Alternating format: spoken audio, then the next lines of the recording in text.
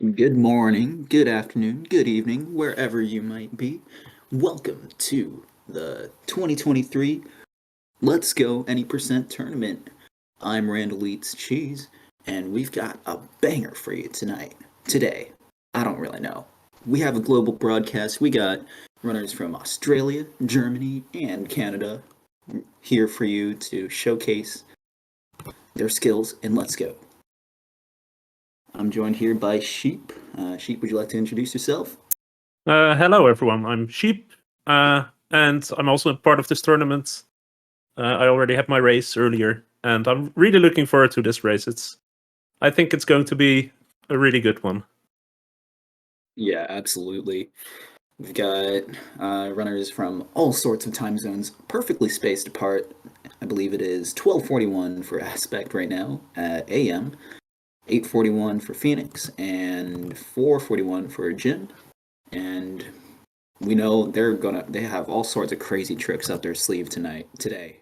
I don't really know what I should be saying. Yes. But either way, we're here and everyone is getting ready. As we can see, Aspect is on the last day that you can possibly set on your Switch, so that's good. So we already know this is going to be great.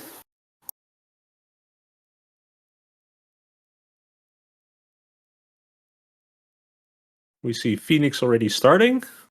Yeah.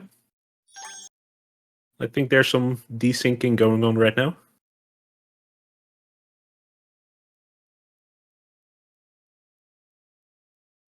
So we're trying to work on that.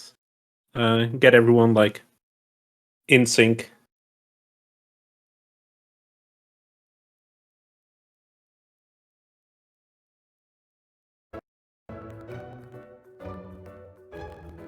So this is Pokemon Let's Go. If this is the first time you're watching this game, welcome. It's a bit of a weird game compared to the other Pokemon games because most of the EXP you don't get from battles. Instead, you get them mostly from catches. And the catch mechanic is also somewhat different than other games because it actually makes use of, well, in our case, throwing our Joy-Cons. Or making a catching movement with our Joy-Cons. And there's also a requirement for one of the gyms. Well, every gym has a gym requirement, but Koga's gym has a requirement of getting 50 unique Pokemons in your Pokedex. So that's why you see the Dex, a Pokedex tracker on the screen, and that is to track how many catches everyone has. And that's the way they get most of their experience, and also, well, they have to get to those 50. Yeah. So we're going to be going for 50 catches. If you're looking at Aspect's screen, specifically his tracker, he has everything marked. We're probably not going to get every single poke, but you never know what's going to happen in these types of races. So, well, we do know there's a time limit, so he has to finish by the 4-hour mark. Yeah. But either way, setting our options, fast offset, turning on skipping movies, and that'll be really good. It won't skip every single thing in the game, unfortunately, as you can see, but you'll be able to skip a lot of stuff. Yeah, and it's like, what, 2 minutes in movies that you're skipping? Or you can skip?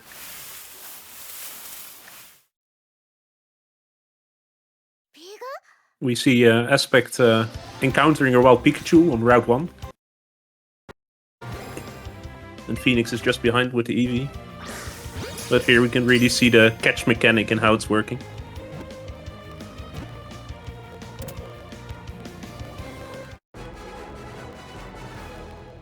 Yeah, so we're seeing the Pikachu and the Eevee getting caught right now. JimB's about to catch his Pikachu as well. And this catch is a guaranteed catch so long as you throw the Pokeball and hit the poke. If you don't hit the poke, then yeah, obviously it doesn't really catch.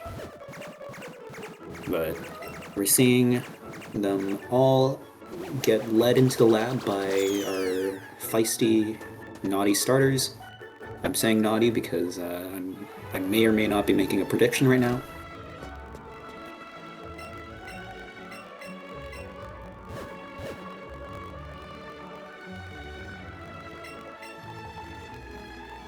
I know that Phoenix at least will go to a backup we have in this race, since the nature of the starter actually makes quite a difference. We used the starter for like the first half of the game before we switched to another Pokemon, a better Pokemon, mostly a higher leveled Pokemon. And so you really want a good nature for your starter, or at least not a bad one. And I know at least Phoenix will switch natures, switch to the backup file if it is a bad nature. So you see everyone checking, Aspect is checking, relaxed. Not the best of natures, but it's certainly passable, so Aspect's just going to go ahead and take it and run with it. What we got for Phoenix? Bashful. Okay. That's good. Yeah, and she has a mischievous characteristic, which is pretty good. Can you explain that? Mischievous character. Yeah, sure. So every poke in this game has a nature, obviously. It's been something from Gen 3-ish onwards. In this game, there's also a thing called a characteristic. Every time you level up in a battle, you get what is called an awakening value, and it just gives you 1 extra point in whatever stat that it goes into. And the characteristic gives you like a vague idea of what you might get some of your AVs in. JimB's Pikachu is lax and has an alert to sounds characteristic, which suggests that his AVs might be going more into speed, which, well, because he's running Pikachu, kind of doesn't mean anything, unfortunately. But Phoenix is on a mischievous characteristic, which means that she'll probably get some more special attack AVs, which is really nice. Because more attack means more power and more ability to kill stuff quickly. And either way, we're on our way to Viridian City. And here we're going to go talk to this guy at the Pokemart, and he has a delivery to make, but he's an NPC that's locked in one position at all times, so he can't really go make that delivery. So we're going to have to do it for him. But Professor Oak is super happy about it.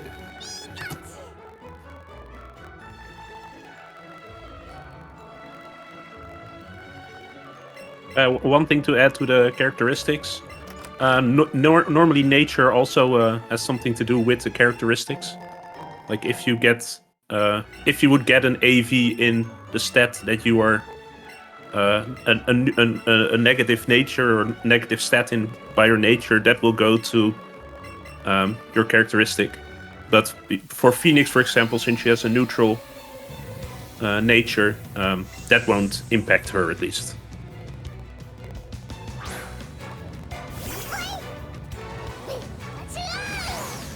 Yeah, so we're here onto the first fight of the game. Pika runners can technically die to it, but we're probably not going to see that. The fight is generally pretty simple, especially for Aspect, because he has plus defense, which means he's taking less damage from tackle. Normally it would take a 6 roll from the EV, but he's kind of not doing that. We'll see how Phoenix's fight goes.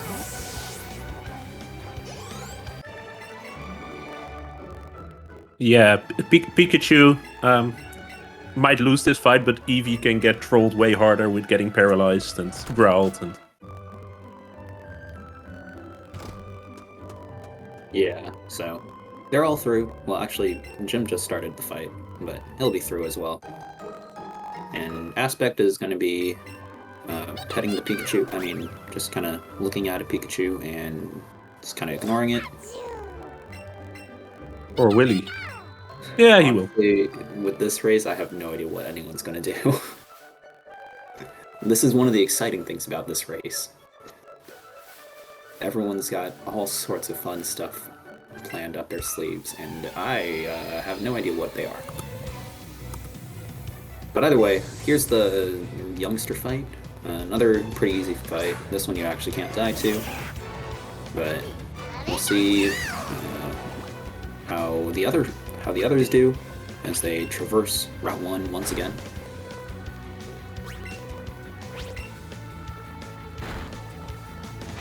One thing that they also add in this game here, the overworld pokes. you can actually see the Pokemons just walking around in the overworld in the grass, and so you can also dodge them. And that's something that's, I mean, you can see it in all the newer Pokemon games. They just like kept that and actually are trying to improve on it.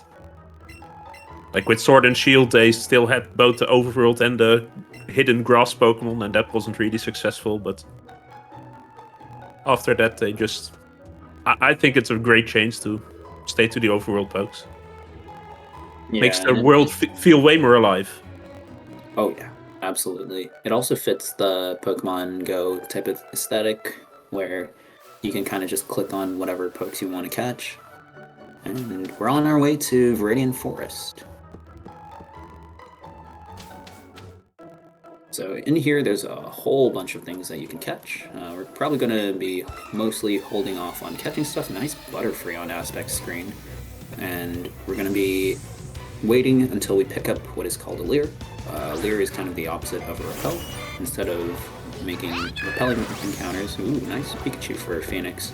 But she's dodging You will get more encounters, and also they'll come at a higher level, which is really nice for getting experience from your catches, and just also evolving bugs that show up in the forest.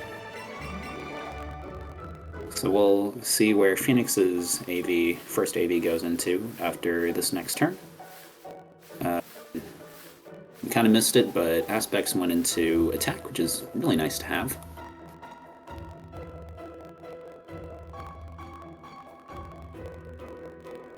Special attack. Great. Really good for the mid game.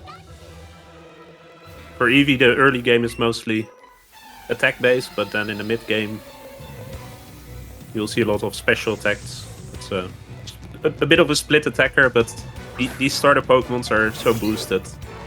They have way higher stats than the normal wild.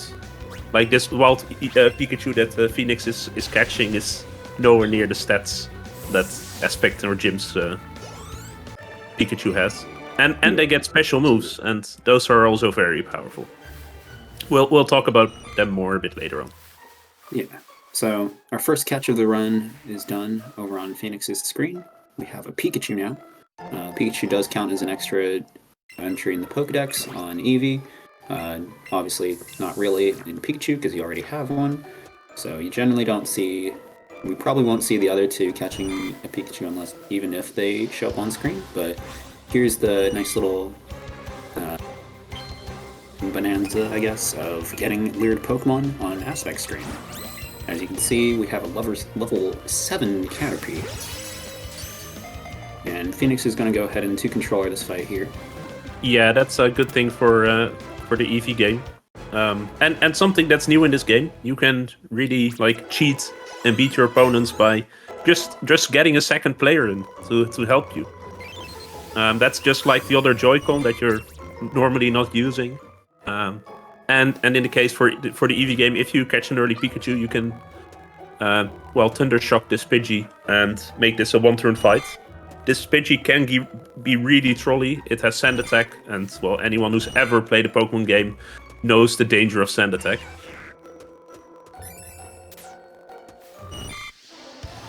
Yeah, so over on aspect screen, kind of had to wait a long time before he could get a Weedle, because he's on what is called a catch chain, which makes it a little bit more likely to see the thing that you just caught, which is a little unfortunate because we want to see other things than... Oh, I see a Bulbasaur on JimB's screen. Will he go for the Frick? Bulbasaur. Yes! Frick!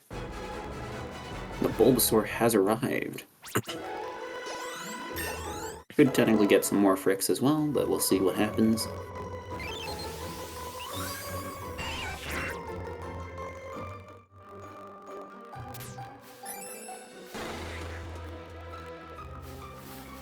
So yeah, we'll see if this Bulbasaur wants to get in the ball. Hopefully it does.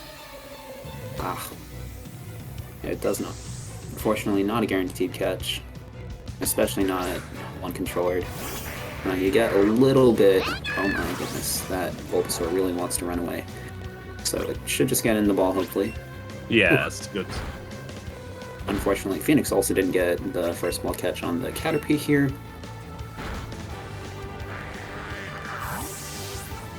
And that means that JimB is the first one to get the gym requirement for Brock. For Brock's gym, as I said earlier, every gym has a gym requirement to enter. And for Brock, you need to either show the guild official or the official outside or like just inside the gym. You have to show him either a water or a grass Pokemon. Since it's impossible to actually catch a wild water Pokemon by this point, you have two options. Either you have the Bulbasaur in both games, or as you see in Aspect side, there's an Oddish. And for the Eevee side, there's Bellsprout.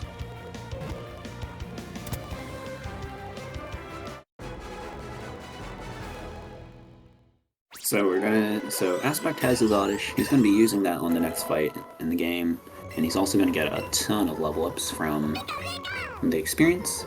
And we'll see Phoenix catching her Bellsprout, and then Jim is going to go ahead and encounter the Sweedle. So, unlucky breakout for Phoenix. That will get in, and that should also get in on Jim's side, so just a nice little quick break.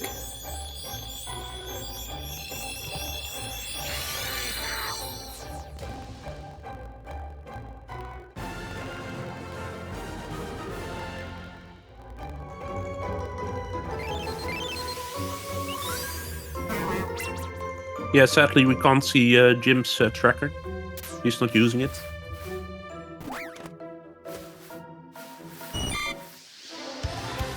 Phoenix is going for the early bird.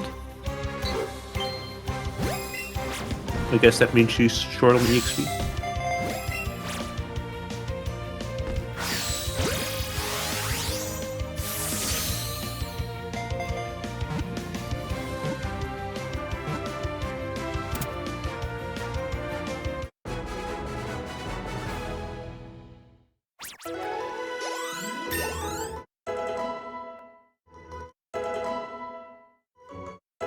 Yeah, so Phoenix is still not quite level 10, which is a little rough because that's when you gain the move that you need for Brock.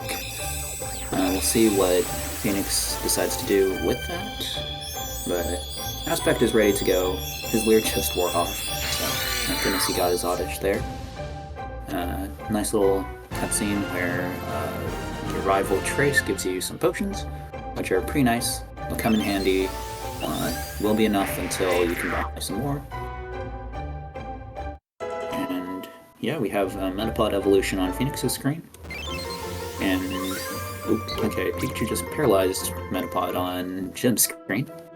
Time loss. Yeah. And especially if you get an annoying lag spike from getting the paralysis. But yeah, Phoenix is gonna go ahead and catch herself another bug. And Aspect is showing the Oddish.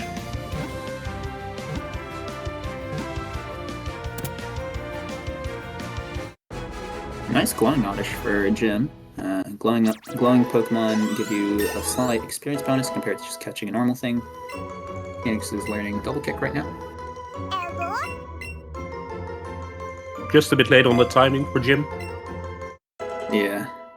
With wild catches, you see like a circle that's like slowly shrinking and then starting over again. The point is to hit in that shrinking circle, and the smaller the circle is, the better the catch bonus is. It gives quite a bit boost in EXP that you gain, and also a small extra boost in catch chance. Yeah. Yeah. So, Phoenix is going to go ahead and fight the Metapod now. We'll see how things go. Aspect is through the fight. If you have a good enough Oddish, you can one-shot that Onyx, even at level 9. Unfortunately, not quite good enough. Didn't get a 1 out of 16 range, so pretty rough, but tends to be expected. Phoenix and Jim are heading over to Brock soon, so we'll see how their fights go.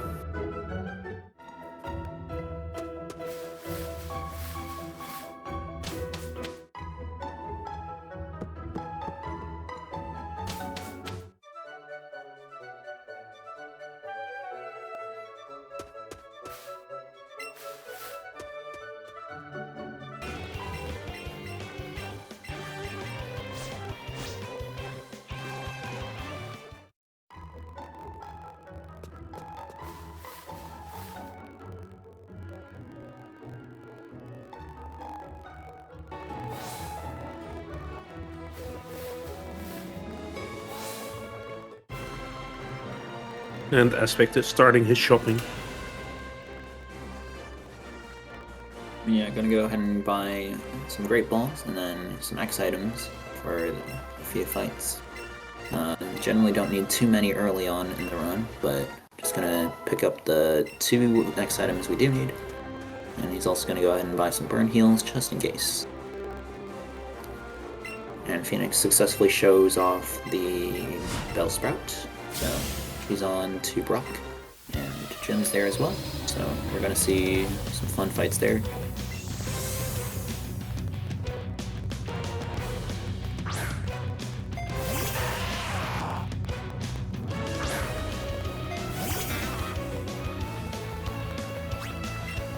And on Aspect's side, we see the first bit of spinners. You can see you can dodge a lot of trainers, and the side ranges in this game are weird, very unique. It's like a 1 pixel wide line in front of the trainer. We'll see some more strange examples a bit further on. Yeah, absolutely. So JimB gets the 1-shot on the Onyx. Phoenix will be tail whipping and then just 2-shotting with double kick here. Nice level ups for Aspect with the random Mankey. Some nice bonus catches that'll make it a little easier to hit the 50 requirement by the time we get to Koga. Yeah, and also the extra EXP. In the early game, getting a lot of EXP is so good. Another special tech for Phoenix.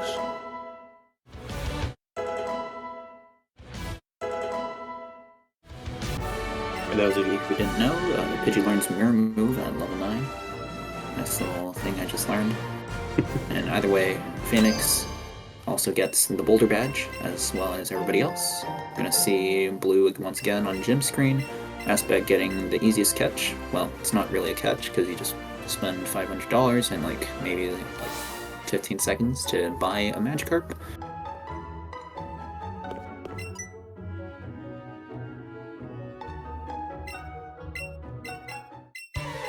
Yeah, right now things are still somewhat equal, but since you do need to get to those 50 catches,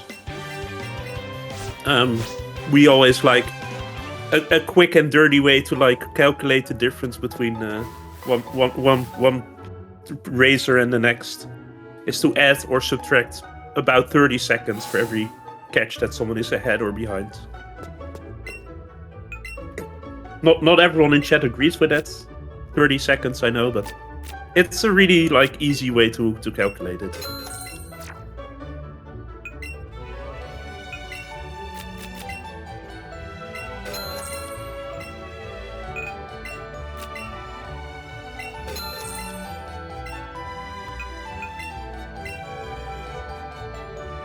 So yeah, Aspect done with the first moon fight.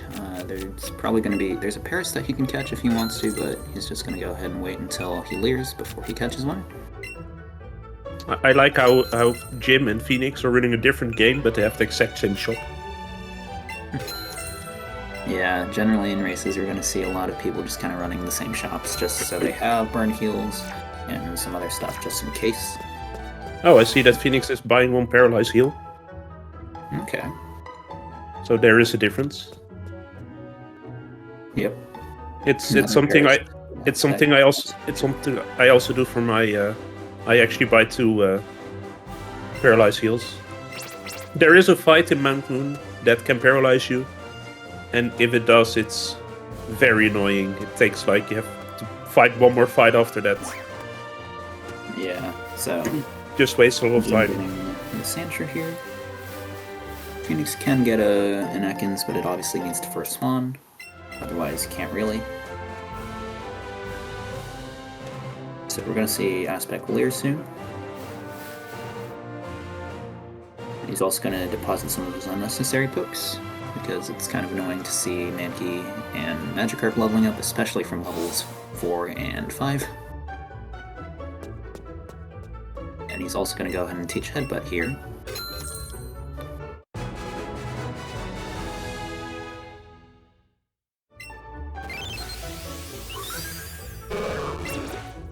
Yeah, headbutt on Pikachu might be good, but headbutt on Eevee is like really good.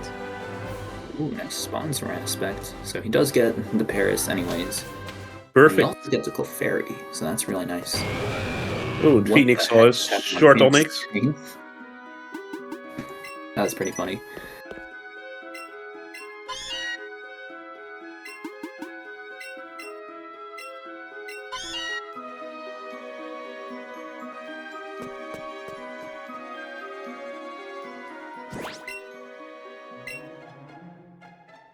Side throws.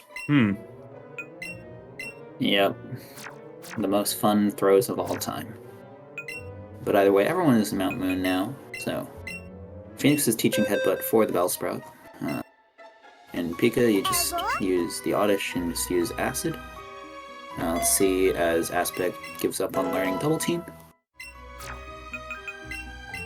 Generally, there's a lot of moves that you don't really need to teach, that your starters are going to try to learn.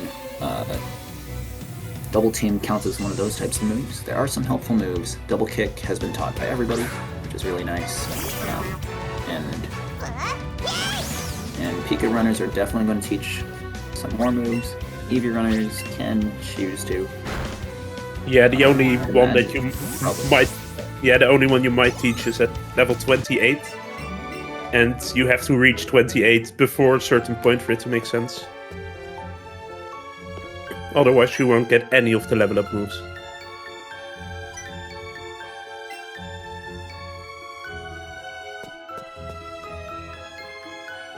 And I see we do have a tracker for JimB as well now, so... That's nice, we can actually compare the three.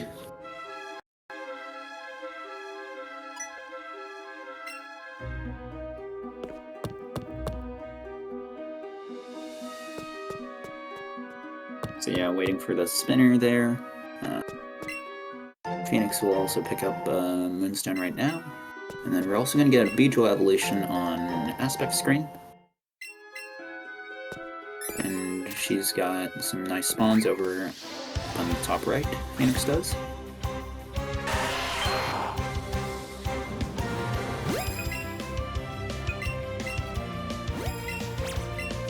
So Geodude's not attacking right now. Okay, now it does. So that'll be nice for the throw. Usually it attacks right away, and runners will wait for that attack to show up. But Aspect and Phoenix have both gotten some really strange Geodude attack cycles. And JimB's gonna go ahead and lure and also deposit some stuff and get ready to hopefully get better attack cycles. He's removing the level 11 Bulbasaur. Yep. Goodbye. I would have probably kept it and go to Ivysaur at that point. Yeah. It's a nice extra poke to get for races and whatnot, but he's just gonna go ahead and deposit it. And we're gonna be... Looks like Aspect is done with the standard catches, but his experience is a little rough because he's had some rough catches so far. So we'll see what he has planned. Okay, he's gonna get the Paris actually. Or... yeah. JimB is adding back the Bulbasaur. Meanwhile, Phoenix gets the Clefairy as well, and a Paris as well. So that's really nice. And Paris is jumping all over the place. We'll see if Jim's also... all these Parises are happy to. Oh my gosh. These Parises are being so annoying right now. But two excellent throws at the top. We'll see what JimB gets here. Another excellent as well. So all these Parises are going to get in the ball. The synchronization between all three of them. You love to see it.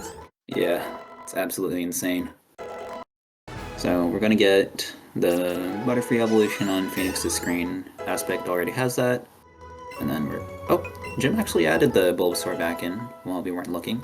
He's going to get the Butterfree and Beedrill evolutions.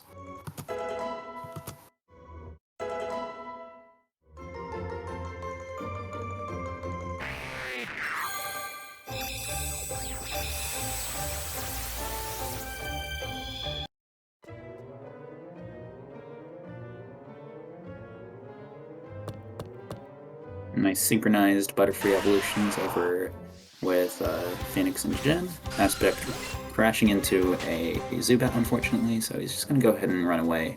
You can get a Zubat later as a bit of an easier catch, and also just get the opportunity to actually evolve it. So Phoenix is catching the Clefairy now. That's a great catch. Great. Ooh. Oh my goodness. Aspect has gotten a Chansey. Yes. Oh boy, this is going to be fun. T-Pad, look away. T-pad avert your eyes. Yep. Shoutouts to Thomas Patrick. Famous for not catching Chanseys. We'll see how this catch goes. It is unfortunately not guaranteed. Oh But my goodness. It would solve all of Aspect's EXP problems.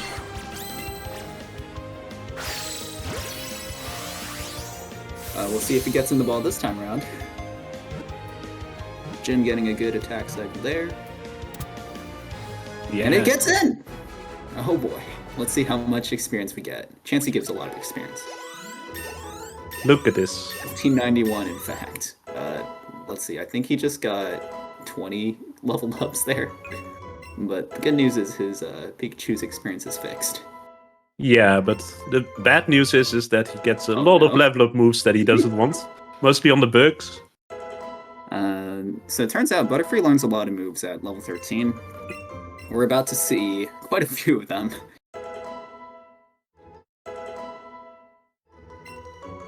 Poison powder? Nah. Stun powder? What's those for? Nah. Sleep powder? Maybe? Nah. No? Okay.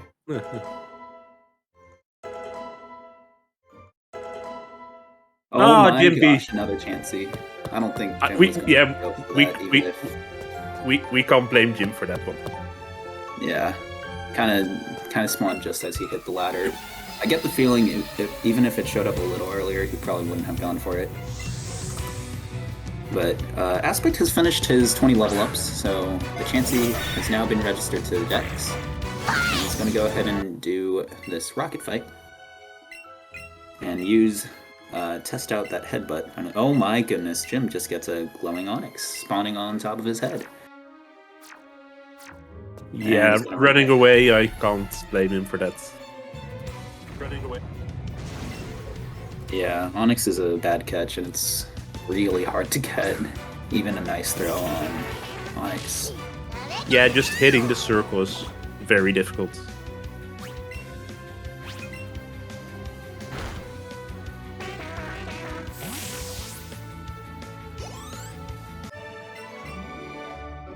This is a good race already.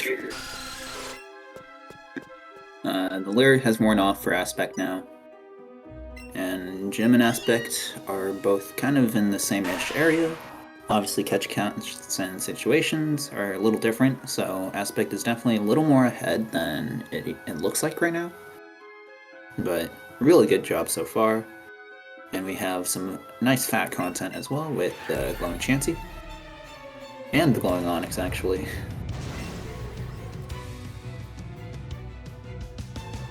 Yeah, don't know what's happening with Phoenix. That's a very long loading screen. But probably some tech issues that... Yeah. She'll be back, and who knows, maybe she'll have a Chansey in her party by then. JimB actually got a Clefairy on his way through the last floor of Mount Moon. So, just get a nice catch. And he'll have a lot of things that he can kind of deposit whenever he feels like it. Aspect's going to fight the Super Nerd. He's guarding these fossils. He discovered them first, so he wants both of them. We'll see how this fight goes. Oh, JimB is crashing into a Paris.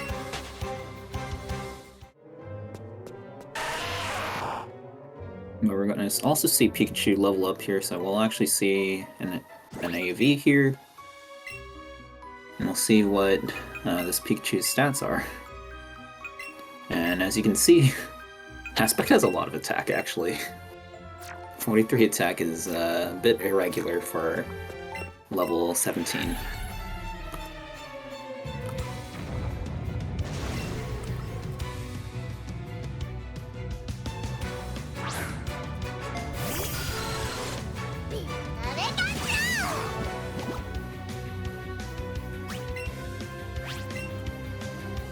And Aspect doing the unthinkable and grabbing the Dome Fossil.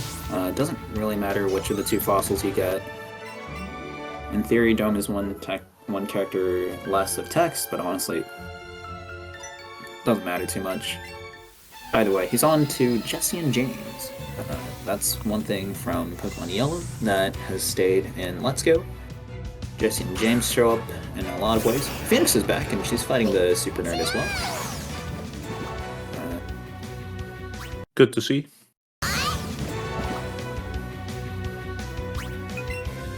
Quick peek at her poke tracker, and it doesn't look like she has a Chansey, unfortunately.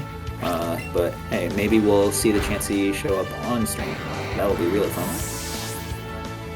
Aspect getting a pretty good fight here. He has a ton of levels, so it's kind of to be expected.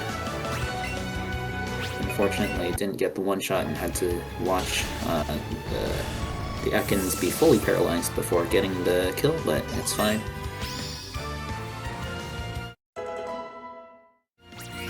Phoenix and JimB are very close together. With the same number of catches, so. And Aspect is only like 1 fight ahead. So far this is a really close race.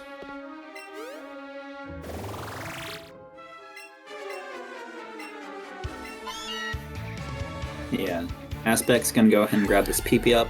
It's a little bit out of the way, but it sells for $5K, so it's a lot of money. And nice Sandshrew for Aspect as well. And Phoenix is also on to Jesse and James alongside JimB.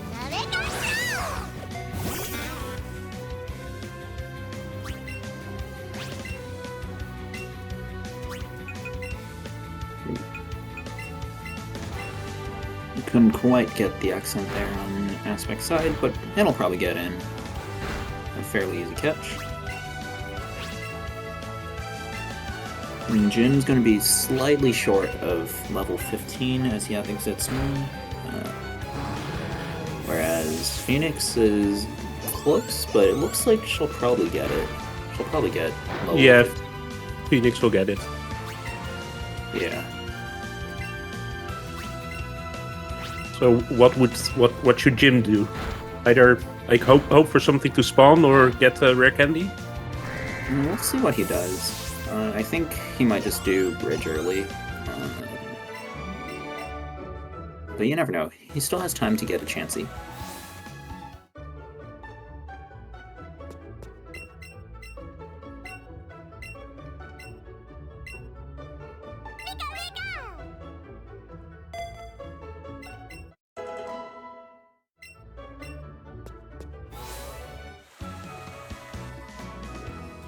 You could hope for a Mankey, I guess. Or a rat. Yeah. He's also going to go ahead and grab this PP up. And the reason level 15 is a really nice threshold to have as you exit Mount Moon, Aspect's going to demonstrate it right now. The JimB requirement is actually getting something that is level 15. JimB's going to go ahead and catch a Rattata. Yeah, I think people will try anything to not get to do Bridge first. Yeah, Bridge early really sucks. You really want to have level like 16 or 17 by the time you're actually fighting the Bridge. But Phoenix gets an Ekans here on Route 4. And JimB is still not quite there at level 15, which is a little rough.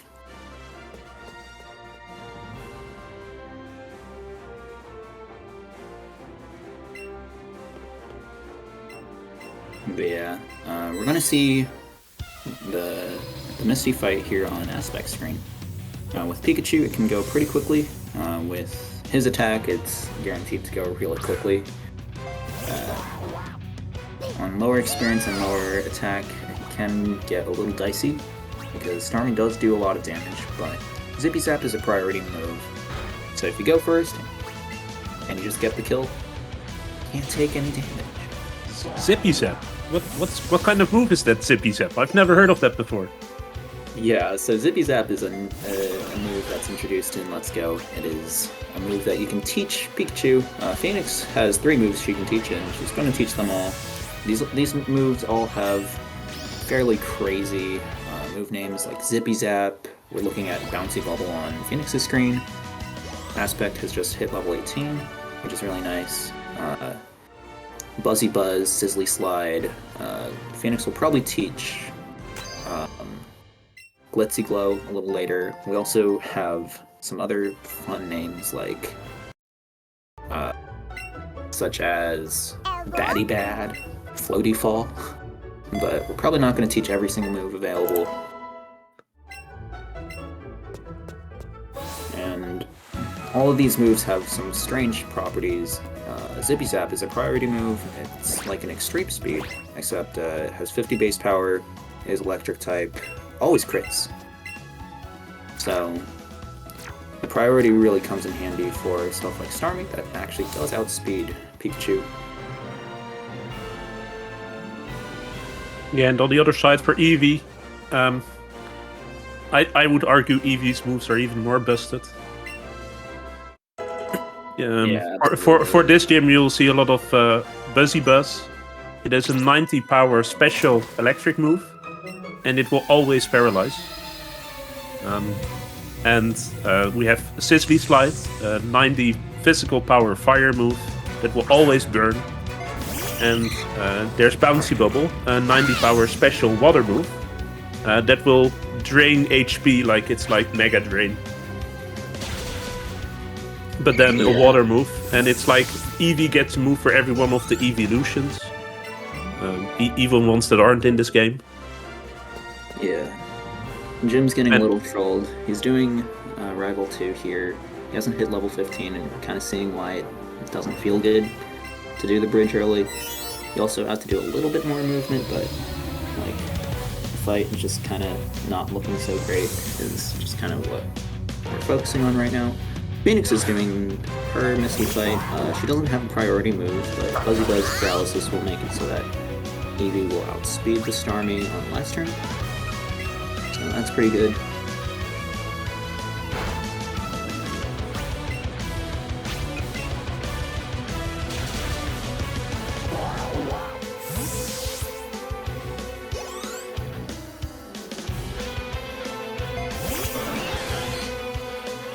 And yeah, Nugget Bridge.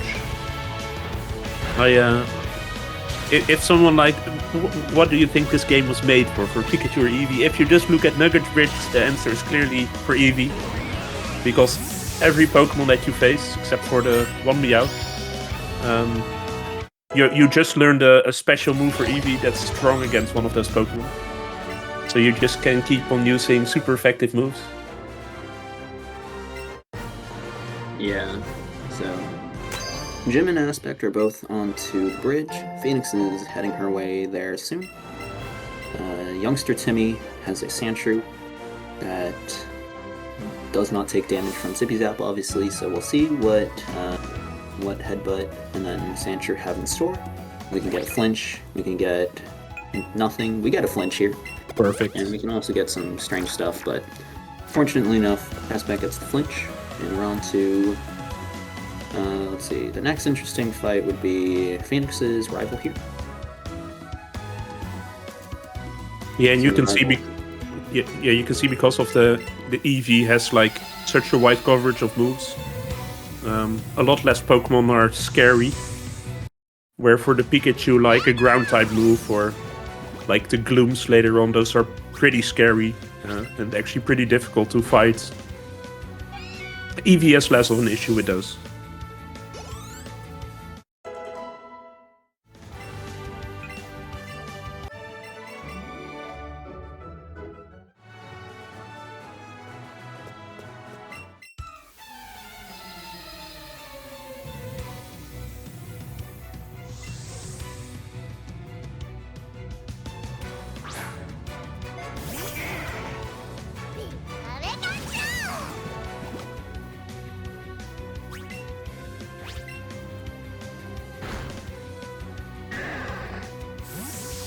So JimB's gonna go ahead and 2-controller the Sandshrew, so Oddish goes ahead and just kills it, while Pikachu just gets to spend the free turn to healing.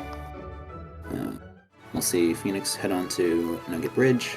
One thing to sort of keep an eye out for is how many headbutts that Phoenix has. You can headbutt a lot of stuff on Nugget Bridge instead of using super effective moves. You just need to make sure you have enough by the time until the end of Route 10. By the time you get there. Yeah, you need to keep 5. You need to have 5 at least leaving. Like 5 leaving the bridge. Yeah, she has 4, which is also passable, so she might have to just spam a lot of super effective moves, which is annoying, but it's honestly fine. Dex moves fairly quickly in this game. Aspect's gonna be facing this coughing with his attack and levels. You can Sippy Zap it and one-shot it. With really low experience, you sometimes have to headbutt it. We'll probably see JimB do that on the next fight, actually.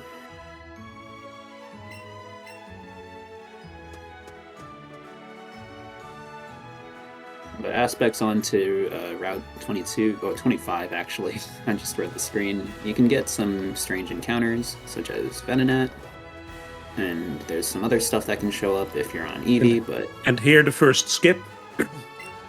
Yep. That those 2 trainers, they're standing like... If you look at like the old Game Boy games, they're like 1 square over, so you can't really move in between them. But in this game, there's plenty of space to go in between them. Yeah. And this isn't even the craziest one. Yeah. Pokemon has traditionally been based off of like grid systems and whatnot.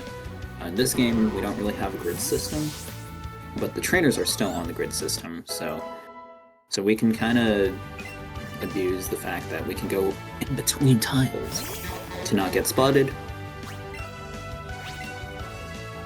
Aspects finishing up this Krabby. Last fight we're going to see it for a little bit. Going to get a nice little cutscene. Pikachu got poisoned over on JimB's screen, unfortunately.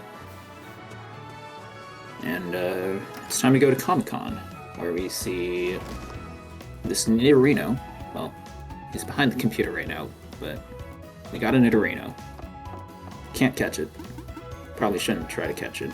That would be really strange. What do you think it would happen if you gave it a Moonstone? Oh my.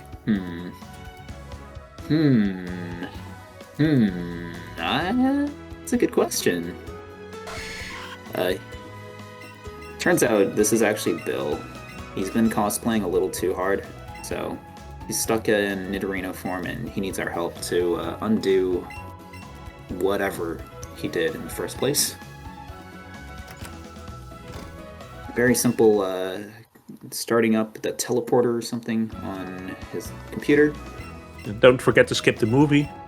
Yep.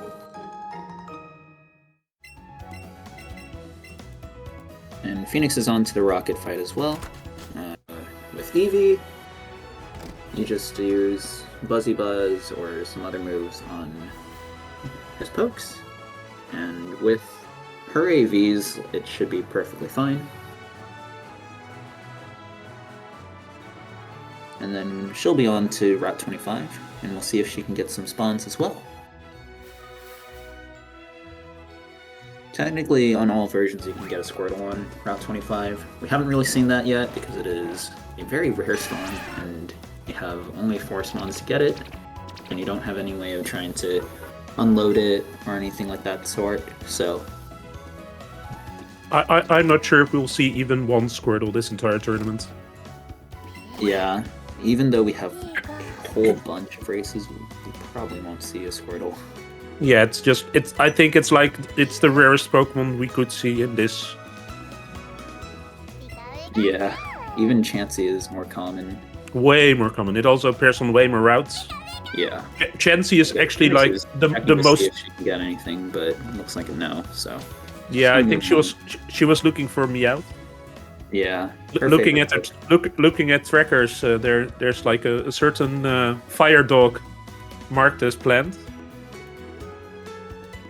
But sadly, yeah, game didn't want to give her 5 Meowths, which I think is fair. We'll see what Phoenix wants to do to make up that Arcanine that she won't be able to get anymore. Unless she wants to go back, I guess. That'd be funny. Jim going ahead and grabbing this Leer, and then he's going to be on his way back to Cerulean. He hasn't fought Misty's gym yet, so he's going to have to do that and then go through the little dig house cutscene that Aspect went through a little earlier. Nice Venonat showing when Jim can't really use it.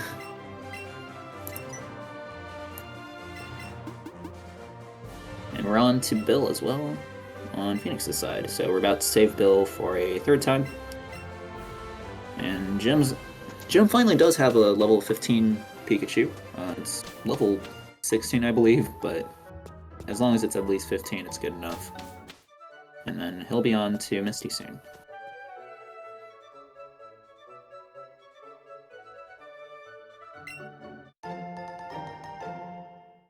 Aspect found a nugget.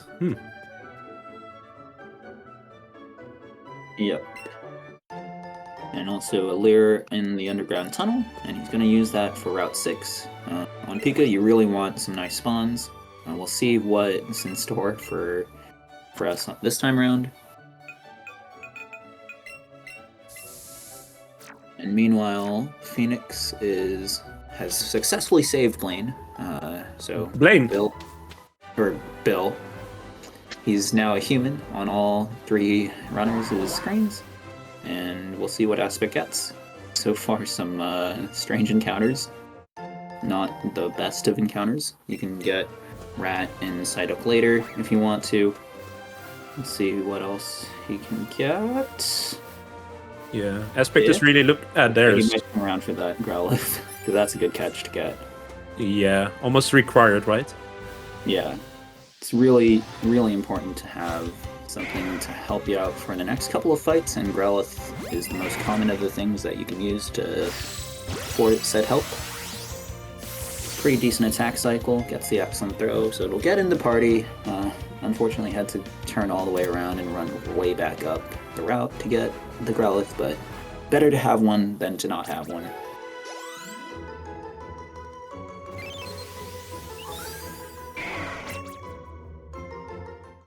So, Misty has been defeated for everybody now. Aspect's gonna go ahead and just catch this rat. Doesn't look like he's getting any other encounters, so might as well.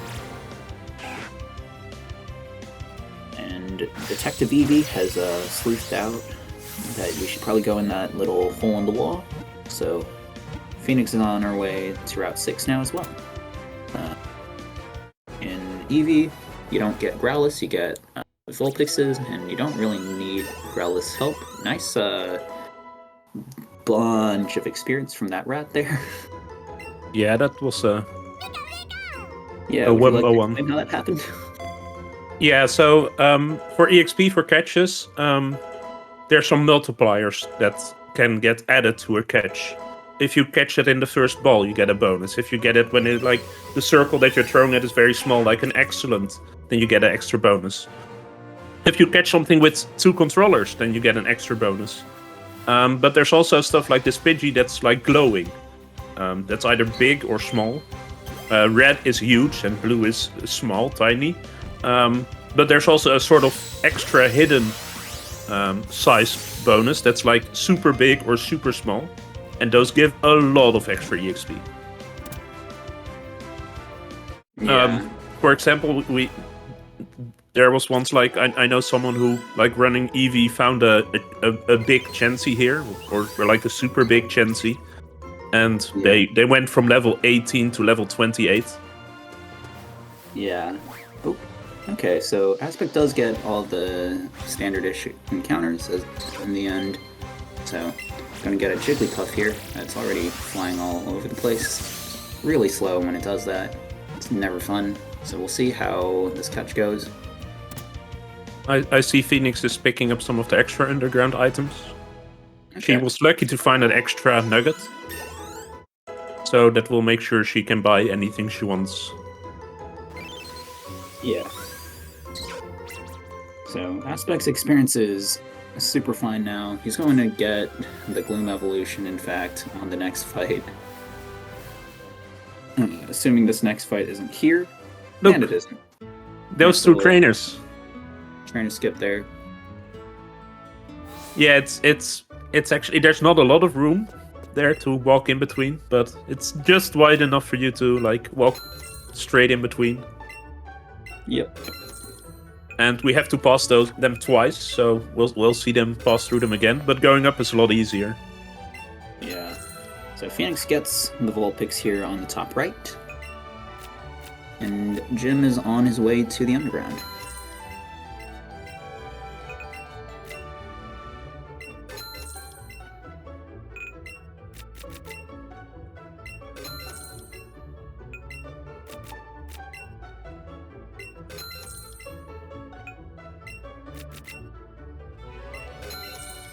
And so yeah, Aspect doing his shopping right now, getting a lot of useful items, more balls to catch Pokemon with, some X items, some more Leers, more Repels. Repels being useful for just resetting encounters if you get stuff that's not super helpful. So we'll see what Aspect does with this party here. It's going to go ahead and remove the Rat and the Puff here. We'll see if Phoenix gets any more spawns. Looking like no, so she's just gonna go ahead and move on and get through the trainer skip as well. So that's really good.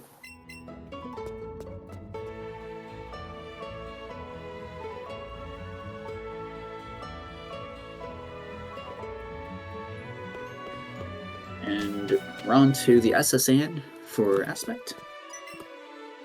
And what I really like about this game is the attention of detail that the developers put in this game. Like, it's like a love letter. If you look at like the SSN, like the entry hall, it has 4 different paintings. You see it in a few other spots. They like, I'll point them out, but like whenever you see like Giovanni, there's like some amazing artwork just behind him. Or like Phoenix in the Mart, there's like a lot of different posters for items. They really put a lot of intention in that sort of stuff. I really like that. Yeah, it's really nice. The boat looks just really good in this game. Obviously, it's not like 2D or anything like in previous games. And Aspect's going to go ahead and one controller this rival fight. He has Thunderbolt and a ton of levels and experience and whatnot. So, he's just going to go ahead and do that. Ooh, nice. Oh, never mind. Nice Abra. Unfortunately, running at it despawns it because it gets scared and teleports away. Yeah, you have to sneak up on Abras from behind. We'll see what happens for JimB now. So far, not much spawning. And he's just going to go ahead and move on and do the trainer skip.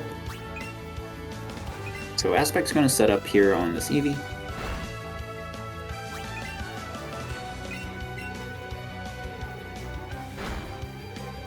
Yeah, you don't want to set up on the bird because the bird has sand attack. And Yeah. nobody likes sand attack. Yeah, sand is just coarse and rough and irritating, and it gets everywhere.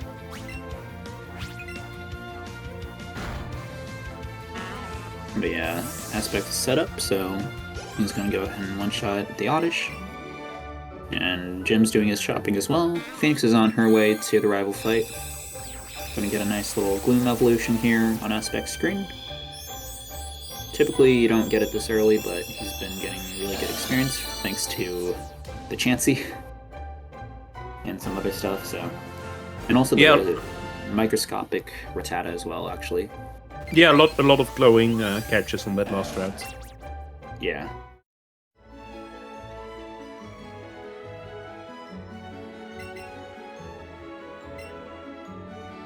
So Phoenix is gonna do the rival fight here. Gonna two-controller the fight. Instead of setting up and risking sand attack, just gonna set up and just kill the Pidgeotto here in one turn. And JimB's on his way to the boat as well. Aspect has made this Sea Captain not so sick, and gets chopped down as a reward. It's this game's version of Cut, which lets you cut bushes. We're not going to cut the bush to go to Surge's gym quite yet. We'll do that in a couple of hours. Instead, Aspect's going to go ahead and move on to Route 9, I believe.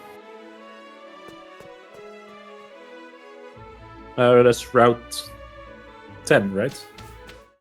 I'm like horrible that. with I'm horrible with route names. Yeah, we're heading east of Oh, Cerulean, and Aspect's gonna skip the cutscene eventually. yeah. And now let's all wave to the JimB guy on the left. Yep. Hello there. He's waving to us, and well, we'll just ignore him for Yeah, like we're just gonna look over- over our shoulder and assume he's saying hi to like Mina or something like that, because we're not going there for quite a while. Nope. I hope he gonna do doesn't this- just yeah. wait for us there. Yeah, what a patient guy.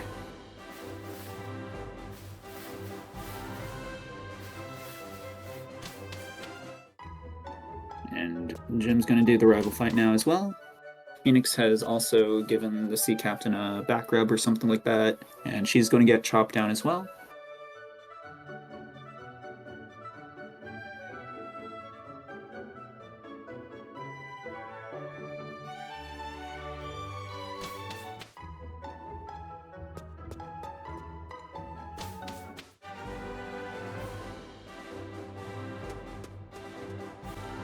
Yeah, for me that's also like Pikachu. Like Pikachu still kind of looks like a blade, like something that could actually cut something, but I'm not sure where Eevee can, like, what Eevee can use to cut something down. It's so fluffy and cute.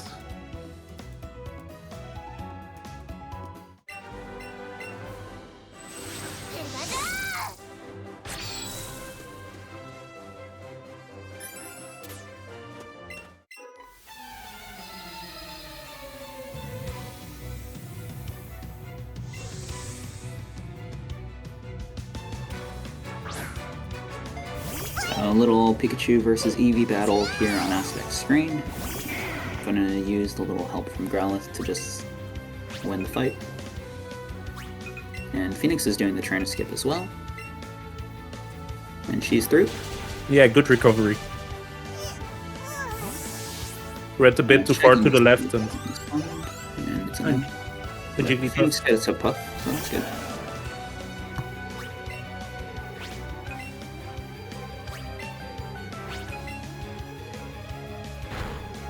Jigglypuff is actually one of like the stupidest catches. It likes to just like do like Kirby and Smash Brothers and just like float up, Yeah, slowly bounce up and down. And it's like impossible to hit when it's going up and down. yeah. Aspect has a lot of special attack on his Growlithe. You don't need a crazy amount, especially if you get level ups at good times, but it's nice to see. He's going to use the Growlithe one last time here on this fight. And JimB's on his way out of the boat as well. So, one last boat to depart. Yeah, and these are the first examples of these fights. Pikachu really can't really handle these fights as well, where Eevee has no issue. So, while Pikachu has to do these fights to controller, Pikachu will just solo them.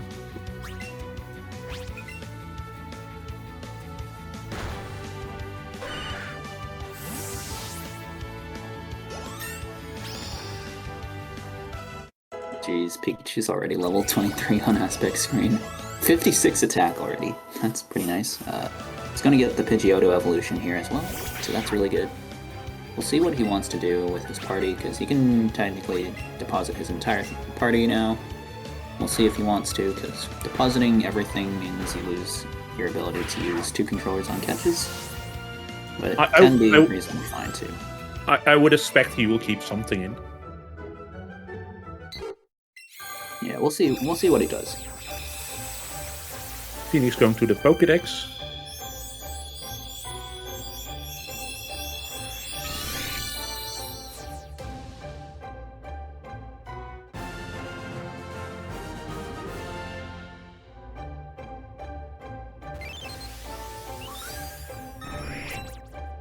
So Phoenix is going to go ahead and evolve the Jigglypuff here, and then deposit it. And Aspect's going to head and go ahead and deposit his party as well. So he'll just go ahead and one controller his next catch, which is fine. And then he's going to put his super potion in the top slot so that it's easier for him to heal later on, and you can heal for more as well with super potions, obviously. And here we go. Let's see what he gets. Nidoran as his first catch is really good. Really nice to get a Nidoran early and get as much experience as you can on it.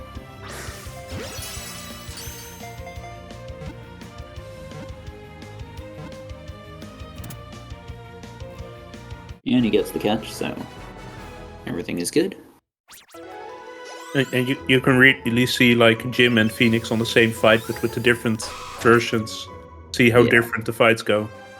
Yeah, Phoenix is going to guard Spec because you need to do a decent number of turns of setup. And Yeah, Spec getting some good encounters and some Fearos, unfortunately, as well.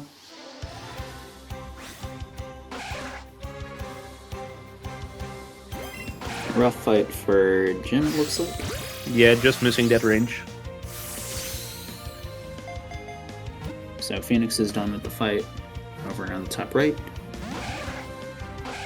And Nidoran breaks out, unfortunately. Didn't really see what happened there on aspect screen. Probably missed the circle and just got unlucky, which is not fun. It's still a pretty good catch with double Great Balls. The balls you use on both players does impact the catch rate, so that's why we see double Great Balls. JimB having a tough fight, losing a lot of turns here. But he'll be done with this fight now. Just gonna headbutt to kill this Gloom. And Aspect's catching Eradicate.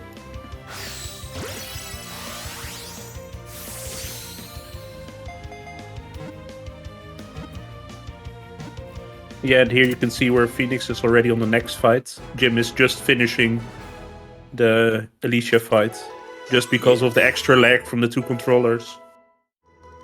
And this is where like Eevee gets a lot of time back. Yeah. And Aspect gets both Nido evolutions here off the experience from Eradicate.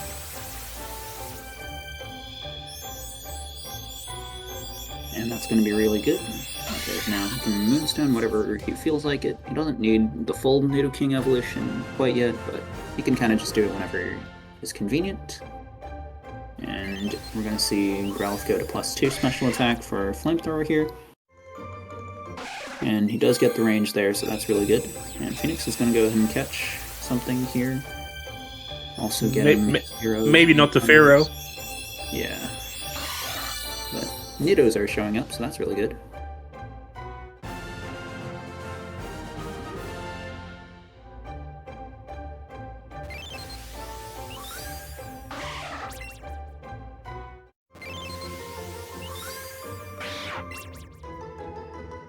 So Phoenix catches a Nidoran here. We'll see what Aspect gets as encounters. So far, nothing good, so he's just going to go ahead and repel and refresh his encounters here. Okay, so he gets a Spearow now. Gets a glowing Spearow, in fact. All the Spearows. All the Spearows, exactly. And JimB's going to have some Spearows flying off. 3 out of 3 Pharaohs. But JimB gets some good encounters here. Spearow and then Rat. And Phoenix will catch the Nido and the Krabby here.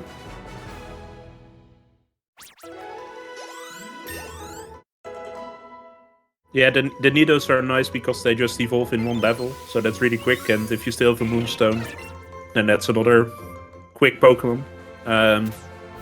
The Spearow also evolves in one level. We haven't seen a single Rat here, because normally people catch their Rattatas here. That also evolves in one level. I see Aspect didn't go for the Eradicate here, because he caught a Rat earlier. Let's see what JimB does here. And the Krabby is the one that takes the most EXP. It's level 24 now, and it needs 4 levels to get to 28. Yep, so we're going to see a semi-synchronized catch here. The Krabbies are doing very different things, but JimB gets the catch pretty quickly, and shortly after, so does Phoenix. And Aspect's on to this rocket fight. Lorelei is doing us a favor and taking on 3 rockets by herself. And instead we just get this Eradicate. We'll be able to handle it pretty easily though, so that's pretty good.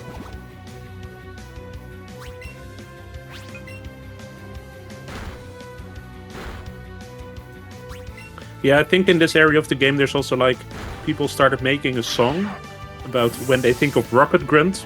I'm not exactly sure what the text is, but I never understood it, but I mean, hey, to each their own. Yeah, definitely. So, Phoenix is catching the Spearow as well. And we're going to be heading into Rock Tunnel soon on Aspect's side. Yeah, and you can see all three runners are like basically in the exact same spot.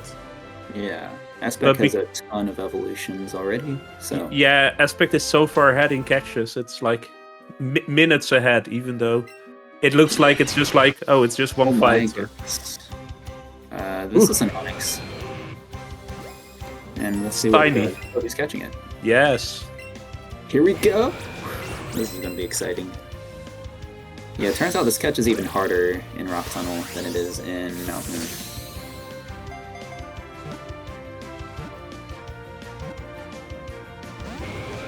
Ah, and it breaks out. Oh, okay. Aspect's gonna run away now. Yeah. But he gets in the chop, so that's good.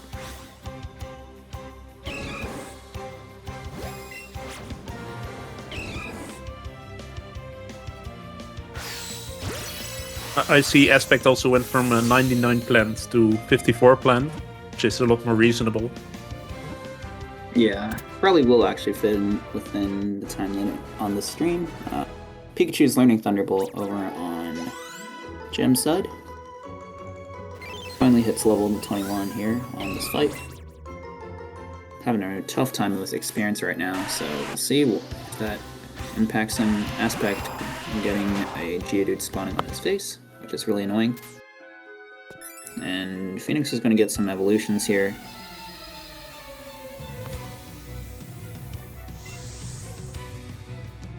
But we're also seeing like the experience level between these runners, where Aspect is like one of the top runners for quite a long time already.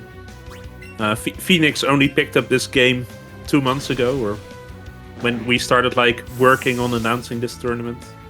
Phoenix started slowly learning this game, and JimB is, well, he ran the game in the past, but he hasn't had much time recently to practice. And so, well, you can really see just the experience from Aspect. Everything goes just a bit quicker.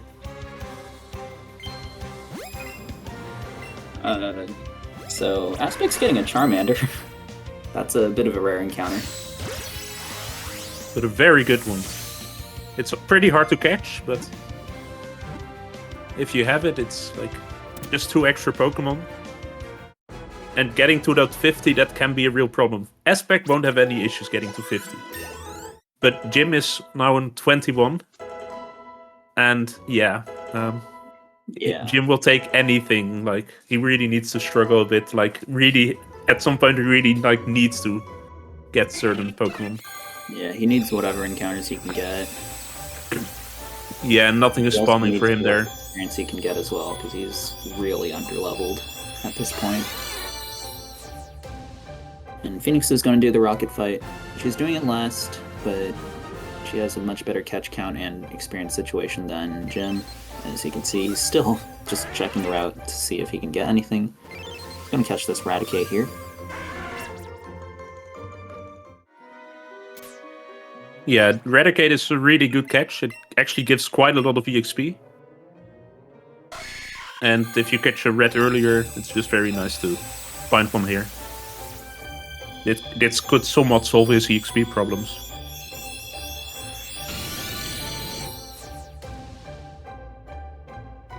So Aspect's going to Moonstone the new arena now and get Nidoking. And we're going to see JimB get some evolutions as well. He might deposit his party at this point. We'll see what he does. Yeah, 2 extra evolutions for JimB. That will help.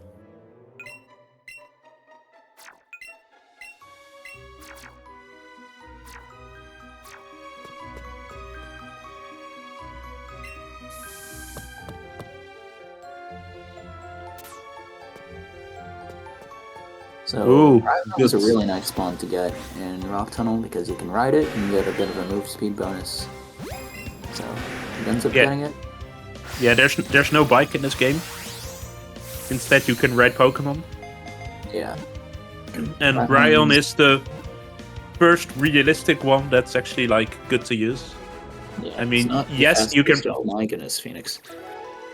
you can ride this Onyx, but it's really bad. You have a very bad hitbox, and you're not going any faster than actually walking. Yeah, so Phoenix gets a Cubone behind the double Onyx there.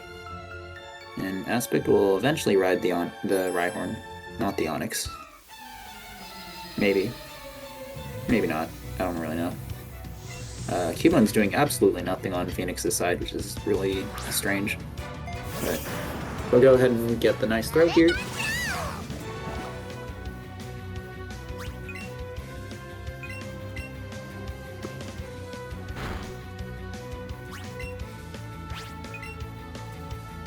So let's see what happens here on Kangaskhan's side. Oh, it just flinches, okay.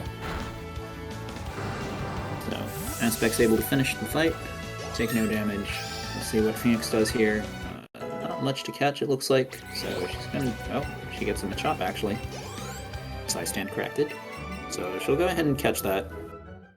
JimB has just evolved the Nidoking, and Phoenix barely misses the excellent throw there. Yeah, for Rock Tunnel, we're really looking at like Machop, Cubone. Rhyhorn is pretty much like a required catch. It's just it saves minutes because you can ride something. We'll get another route Pokemon a bit later, but like all the movement in between just makes a big difference. Zubat is pretty good. You only need one level to evolve it into Golbat. And Graveler is also something that's like it's pretty common and it gives a lot of EXP.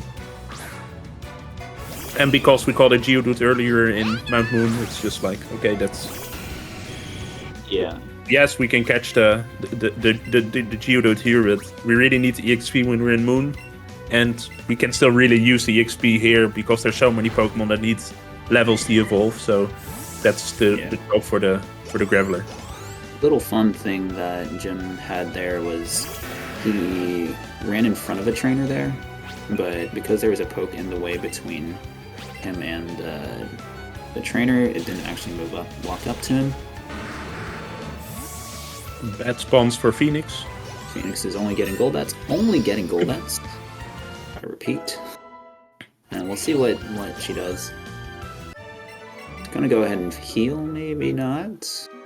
JimB's getting a Cubone. And for Phoenix, I would probably repel here or go back up the stairs, reset the room once. And Aspect runs into another Onyx. But he's not gonna catch it this time around. He learned from his lessons.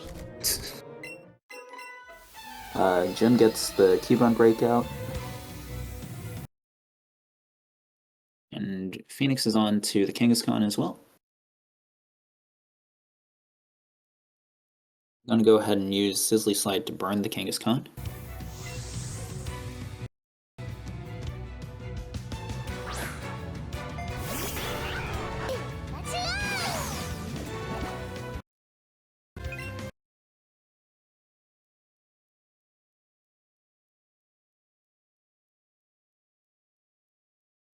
Well, at least JimB's feed is still working.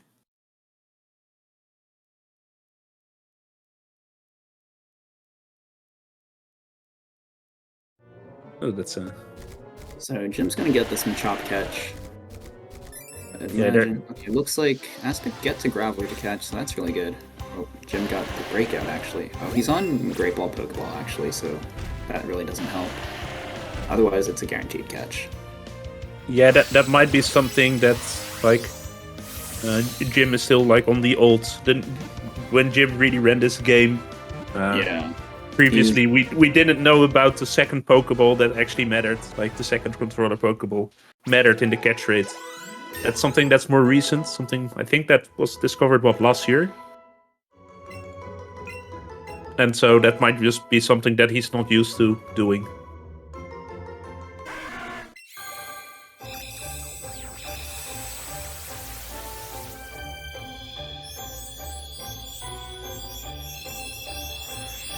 Yeah, so Phoenix is getting the Graveler over on her screen.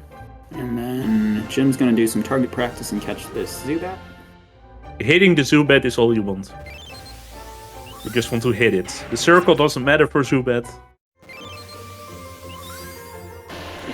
Yeah, You're just happy to hit it. anyways. Yeah. Some Pokemon's the XP really matters. Zubat, you just want to catch it. Yeah. And actually from Oh this my point... goodness, Aspect. Oof.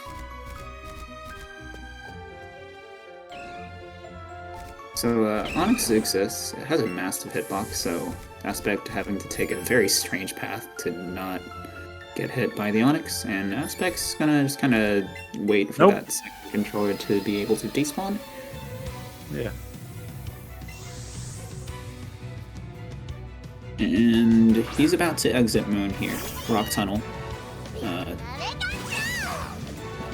Let's see what Phoenix and JimB do for the rest of Rock Tunnel. Phoenix is going to pass the spinner here. It has a very set cycle. Going to wait for it anyways, but yeah. Yeah, controlling that second controller can be a bit difficult. Phoenix playing the spinner is really safe, and same for JimB as well. Phoenix getting an Onyx on top of her head, and she's not going to catch it. And Aspect is out of Mount Moon. Rock Tunnel. I keep calling it Mount Moon. Rock Tunnel. With 120 with 35 catches, that's a really good... Really good Mount Moon, yeah. Mount Moon. Cuba and Zubat. Eventually, Phoenix will get the Zubat. There it is. Let's see how this Graveler goes for JimB. Phoenix not quite hitting the circle, but should be fine anyways. Yeah, it's quite difficult if you see with JimB, he was like... The Graveler just kept jumping. It's really difficult to just keep your patience and wait till it stops and starts attacking, because then it's frozen in place for a bit and you can actually throw afterwards.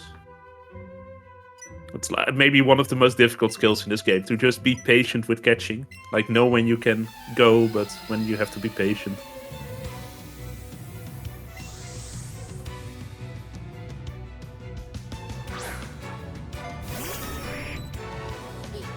Yeah, Phoenix doesn't want to hit the spinners here. No, JimB gets a Rhyhorn here. Yeah, Phoenix the only one without one. Turn counters. Not quite succeeding on that. I think that's what she's also doing. She's like giving time for Rhyhorn to spawn. Yeah. It really doesn't feel good to not have Rhyhorn, especially on EV. There is a backup in Pika that's pretty good for all that it's worth. So Phoenix is going to go ahead and two-controller this fight here against the Machop, it looks like. Yeah, the backup is what, like you lose like, what, 20 seconds or something? And you get an extra Pokemon out of it. Yeah.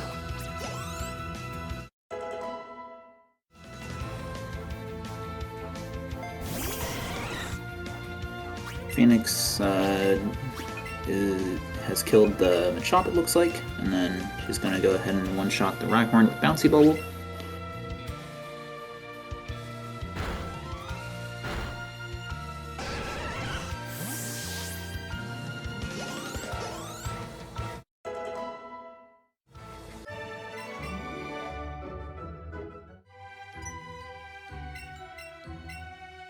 And JimB's going to go ahead and remove the Growlithe and put in Rhyhorn so he can ride it. And Aspect is going to find some ghosts. People, don't be alarmed for the ghosts. It's like our rival Trace. JimB, get it. Come on, get it. There's no way. For him, it's actually kind of worth it if he does. But yeah, no, he's not going to get it. Would be a lot of EXP. Yeah. Also, and there's the Phoenix as the Rhyhorn. Phoenix gets the Rhyhorn as well.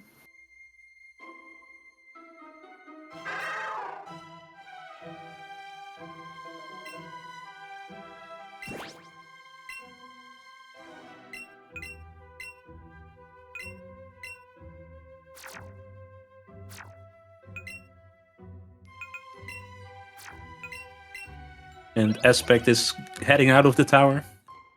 Yep, and he's on to the next few parts of the run.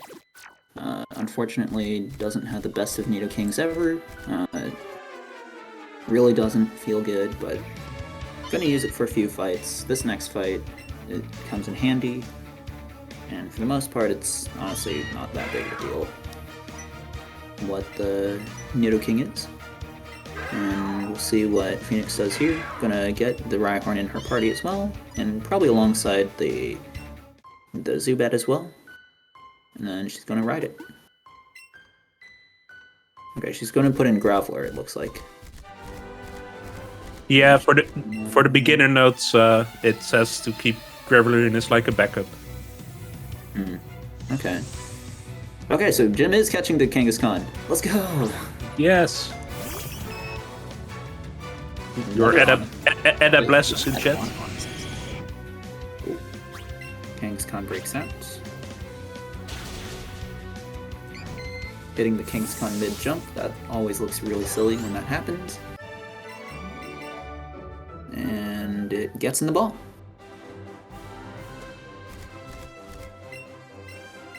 So Aspect's going to cut this grass and grab this Firestone. Ooh. Phoenix getting burned. Phoenix gets burned, unfortunately.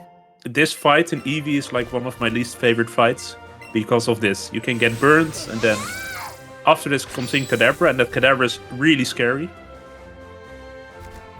And it can like confuse you as well, or if you like heal off the burn, or it's just like you're slower than it, so it can do a lot of damage.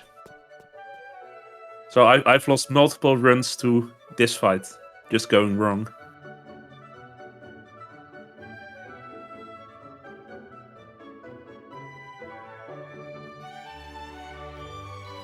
And there goes the Rhyhorn. So it's curious to see if she will revive the Rhyhorn for the rival fight. Or if she'll go with a backup Graveler. Yeah. Looks like reviving. Aspect is gonna head straight to the hideout.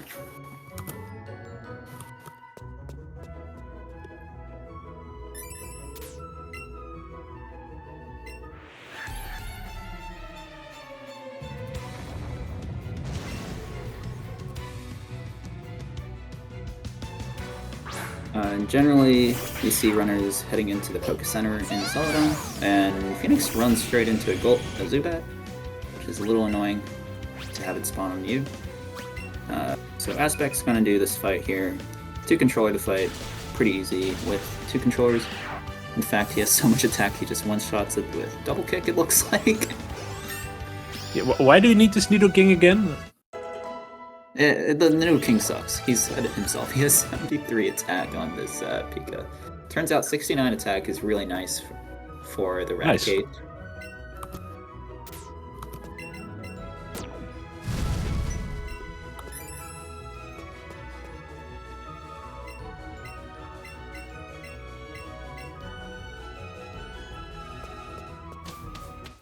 So yeah, surprise, surprise, underneath the casino is...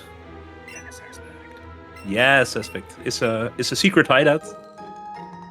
Yeah, there's actually a spy in the Rocket hideout. You don't really have to talk to the spy, but if you do, you can do some really fun stuff. Oh, gosh. Yes. And now it looks like Aspect is gonna fully dress up in Team Rocket wear. Yeah, going undercover, so the Team Rockets won't think that you're part of Team Rocket, so you can just pass those trainers. Okay, the bag might give it away, though. I'm a little worried for Aspect here, actually. Yeah, I mean, who looks at the bag? He talks to this guy. Because this person figured it out. Aspect's not actually in Team Rocket, y'all. I like that also, like, the second trainer also immediately gets dressed up. Yeah. So yeah, Team Rocket, Pikachu, and Nidoking teaming up to take on this Hypno.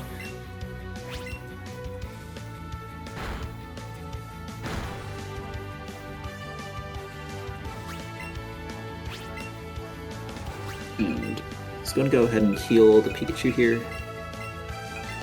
And get it to wake up.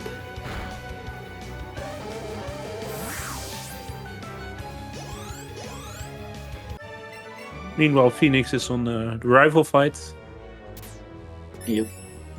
And JimB is just behind.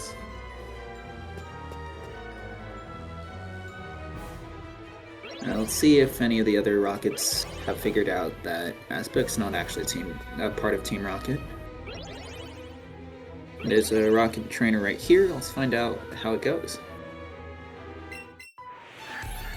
Maybe he should just stop talking to them. Maybe like if and just run past them. Exclamation point and whatnot.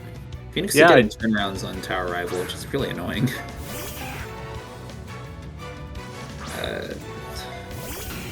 Yeah, and Jim's gonna pull out his support trainer. Yep, here comes Pikachu to the rescue. Nidoking versus Pidgeotto is not exactly the best of matchups.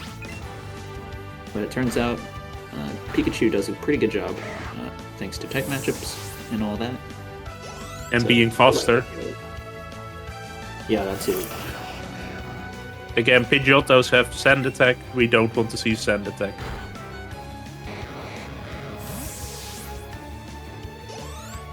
So yeah, Jim's gonna go ahead and get Nidoking fully set up, and then Aspect's on to another Rocket Grunt. He has like a key or something of that sort. We'll see if he just wants to give a fellow Rocket Grunt a key. I mean, why not? Friendly, right? If a colleague asks me for like, hey, can I borrow? I'm like, oh sure, here, go ahead. Yeah, exactly. Let's see how the work ethic in. Looks like it's a fight, so it looks like this. They also figured out the aspect on Team Rocket. Or I mean, fighting might just be like the thing that they do, right? I mean, what else are Team Rockets doing when they're like just in the office?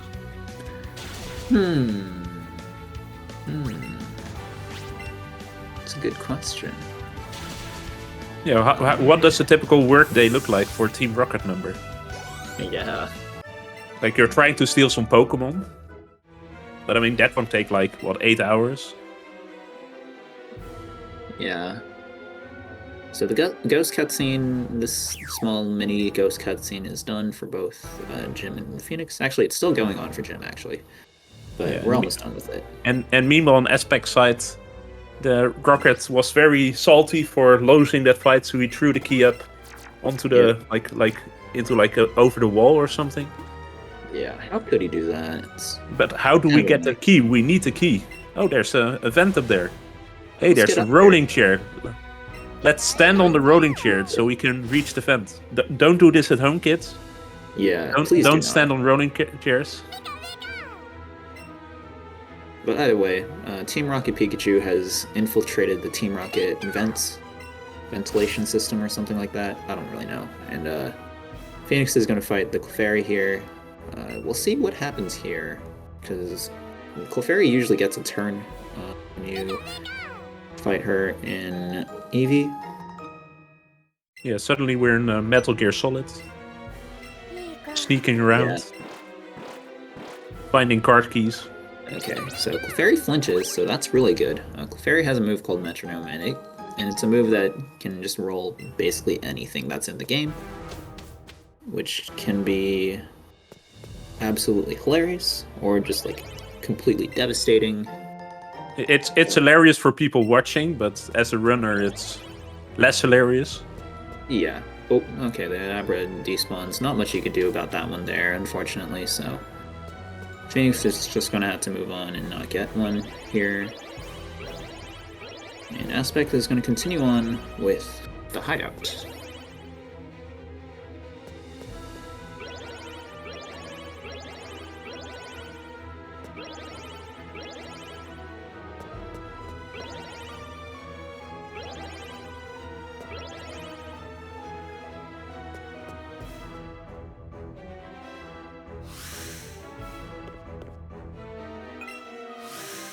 Yeah, we're heading to the boss's room soon. Team Rocket Aspect is going to try to go have a nice little chat with the Team Rocket bosses, but first off, they're going to talk to Jesse and James, it looks like. Phoenix is going to enter the center here and synchronize modest natures for all catches from here on out. And also, looks like JimB's going to catch the Puff here, so that's really nice. Phoenix is also going to probably teach Glitzy Glow while she's at it. Puff going to go ahead and fly off into the sunset over on JimB's side, but waits for it, gets the throw, could get in the ball. And we'll see how the Jesse and James fight goes for Aspect. So far it's looking kind of annoying.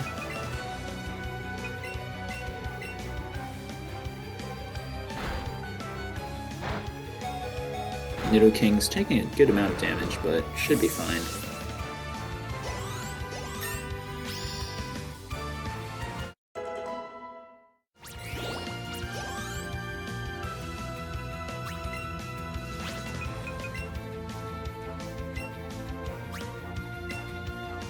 And Phoenix taking a fun little path over to the rocket poster here. Looks like Aspect has finished Jesse and James, so that's pretty good.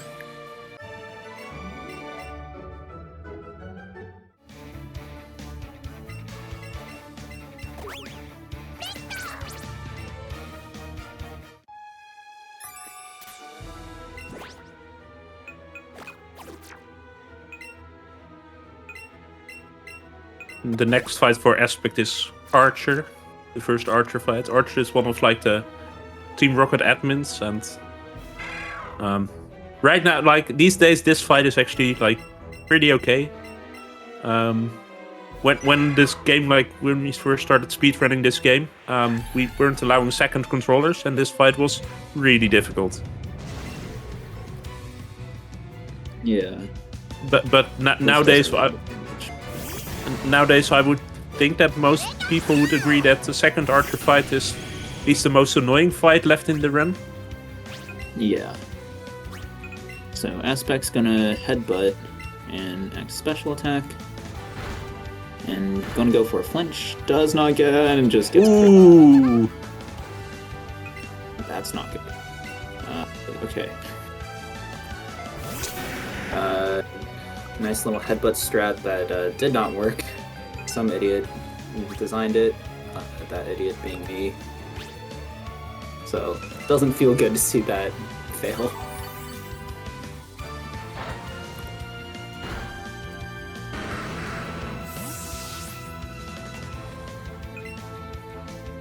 But we'll see Pikachu get another crack at the Weezing here. Might have to just heal instead of set up here. He's just gonna go for it. We'll see if it does enough damage. Oh, what the? Okay, well. It hit the middle king. Is really nice. Meanwhile, Phoenix is done with the Hypno, and Jim is taking care of the Raticate.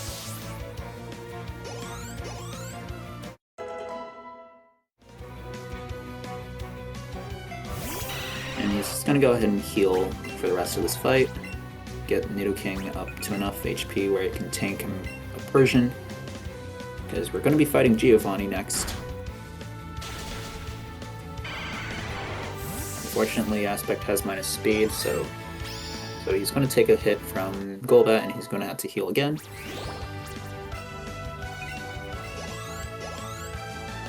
Not learning Thunder. Yeah, Thunder is not a very accurate move, and Thunderbolt is plenty powerful for the fact that it's actually accurate.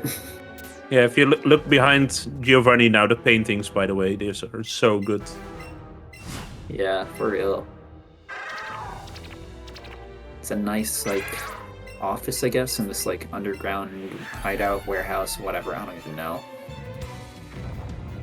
They really make Giovanni feel at home, I guess. I don't really know. He appreciates the arts, because wherever he goes, he has nice paintings. Yeah, the Pokemafia really enjoys, I guess. Either way, Aspect's gonna set up here to +6. So, gonna just double X attack this turn. And then Phoenix is gonna fight this next trainer here. She's gonna put in Wigglytuff, it looks like.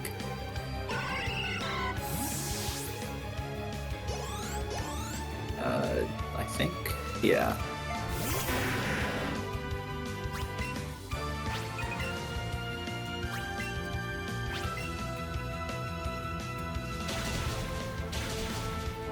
So Giovanni is down for Aspect now, so he'll be able to move on to the Lavender Tower now, because Giovanni is going to give him the Silph Scope.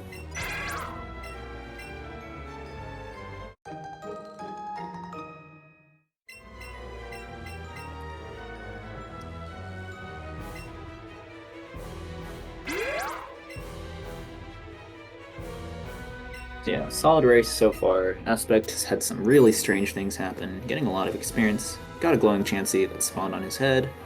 And did die there to Archer because Archer crit him in turn 1.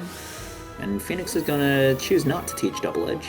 It's showing up a little too late for it to be helpful. Yeah, if you can learn it like 2 fights earlier than you do, but at this point it's like not very useful anymore. Yeah. You sometimes can use it on Giovanni, but with her attack, I don't think that's an option.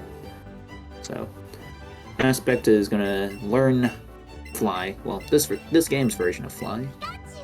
Sky Dash is what it is called. I totally did not just read that off the screen. Would you try this out? Would you believe in like a yellow red that's like it helps you into a chair with some balloons to fly you to a different city? Yeah. Absolutely worth it. But Aspect's gonna go ahead and put Growlithe in his party, and he's gonna probably be using it for the next Jesse and James fight. It's gonna be a huge power spike for this Growlithe, actually, because he's gonna Firestone it soonish. And Growlithe is now in slot 2 of the party, so that's pretty cool, I guess. And meanwhile, JimB has Jigglypuff in slot 2, and he's probably going to send that out against Jesse and James just to take some Poison Jab aggro.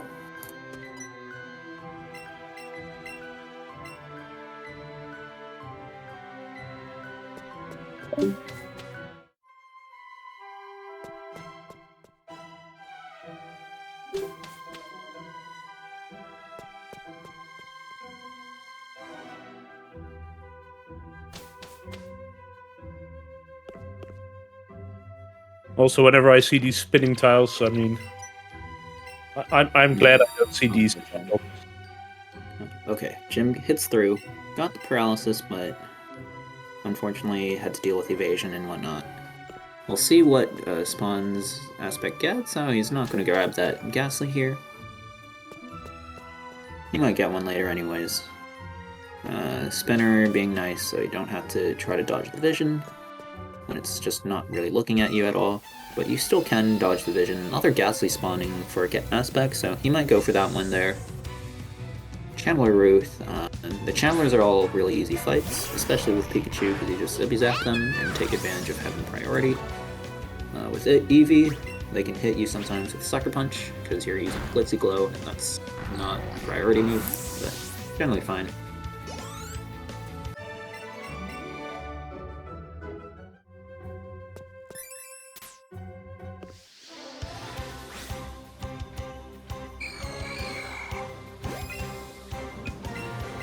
I see Phoenix is on the old strats with the sacrifice Wigglytuff. This Arbok is scary.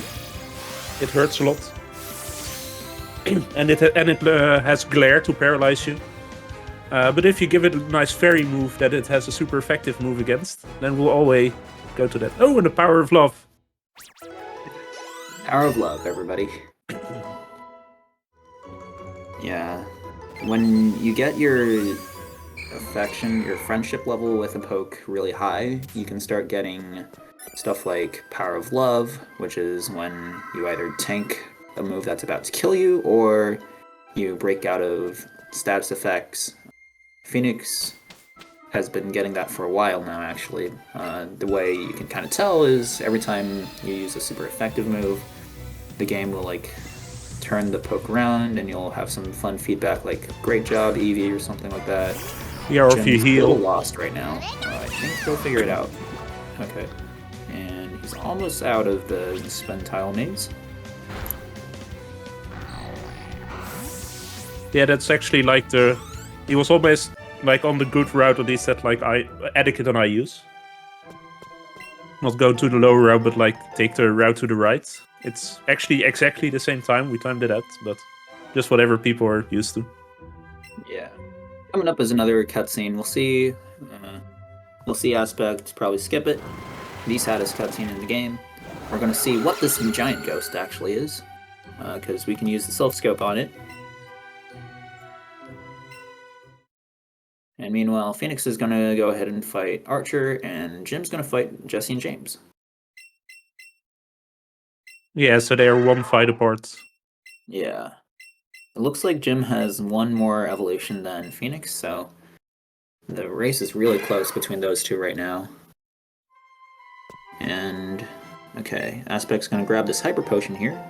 We're going to get this infinite running animation from the Growlithe for now. Okay, and it's caught up to us now. Nice tower Cubone for Aspect. Cubone and Zubat can both spawn in tower. They don't commonly spawn, but it's really nice to get it when you need it.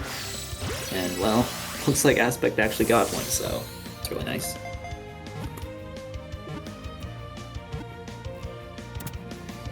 Meanwhile, JimB is finishing the Arbok, and he probably won't go for a Helping Hand range here on Thunderbolt, but we'll see what he does. Phoenix is done with the fight over on Archer's side. I'm curious what strat Phoenix will use for Giovanni. Will we finally see the Graveler explosion fight? The boom strats. Seeing the Graveler out, I probably expect so too. Yes. Yeah. It's a really nice because the Persian that Giovanni has, at least for the Eevee, it's really fast, and Slash has a high critical rate and stab, so it's actually pretty powerful. So that's pretty it can be a pretty difficult fight. But luckily, Graveler is a rock type, so it's pretty strong against all those slash moves and such like that, and has enough HP to tank a few. Yep. And so this fight will be two X attacks to up the power, and then boom with like just a bit of HP left. Yeah. And then Graveler will faint, so will Persian, and then just send in Eevee to Bouncy Bubble the Rhyhorn. Meanwhile, Aspect's onto Jesse and James as well on his screen. So Growlithe is in for a bit of a tough fight here. We'll see how that goes. Standard start just like before, and goodbye Growlithe. Yeah, Growlithe fainting is actually fairly nice, because we're going to be riding Arcanine, but Arcanine being fainted means it gains no experience. While we're doing catches on the next route, and meanwhile Phoenix is finishing up the Giovanni fight, and JimB looks like he's finishing up Archer. So, pretty good race so far. Continuing to look so pretty solid. Yeah, with JimB having one Pokemon more, and there's just so much that can still happen in this game. Even till the last fight, stuff can happen. Yeah. So, let's see. Pikachu's finishing up the Jesse and James fight. Aspect taking it safe and just healing after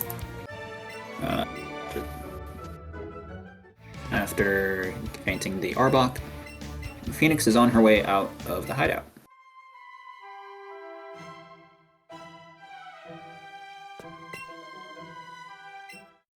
And meanwhile, Aspect has finished tower, talking to Mr. Fiji, and he's going to give us and the Poke Flute, which lets us continue with the game. So that's really cool. Phoenix is picking up the Ultra Balls here. Yep. Extra Ultra Ball is just kind of nice to have for catching. And looks like Aspect is gonna... Oh, he's put on the Team Rocket bag. He's realized it's not really gonna help him infiltrate Team Rocket at this point. There's not much of a Team Rocket to infiltrate, I guess. But still nice to have. Yeah, I'm sure we're done with Team Rocket now, right? Yeah, absolutely. Like, we've seen them evacuate Celadon. We've seen them fail to do anything on Lavender Tower. There's no way they're going to do anything else at this point.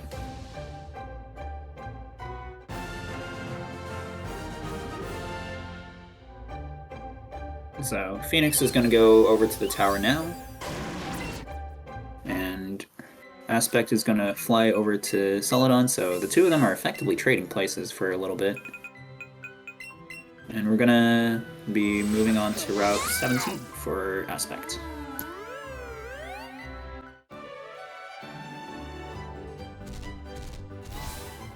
Oh, Aspect is going to go into the center and synchronize Modest on his Pokemon now. He hadn't done that for a bit, but he caught that and made sure, because coming up in about 2 catching sections is a poke that you really, really want to have synchronized to Modest. Turns out special attackers really appreciate having Modest natures, because you don't really need the attack, but you really do need the special attack. Talk to Brock here, Aspect. Yep. We saw it in my race where someone forgot to talk to Brock here and get the tea, so... No. Yeah, Razor forgot to talk to Brock here, so then he went towards, like, go through the guardhouse and... I don't have tea, they had to run back. Yeah, you can skip getting it, but it won't let you progress through the game because you need it to enter Saffron. Well, let's see if Phoenix gets... I think Phoenix got the Ghastly already, so... Not yet according to the tracker, but...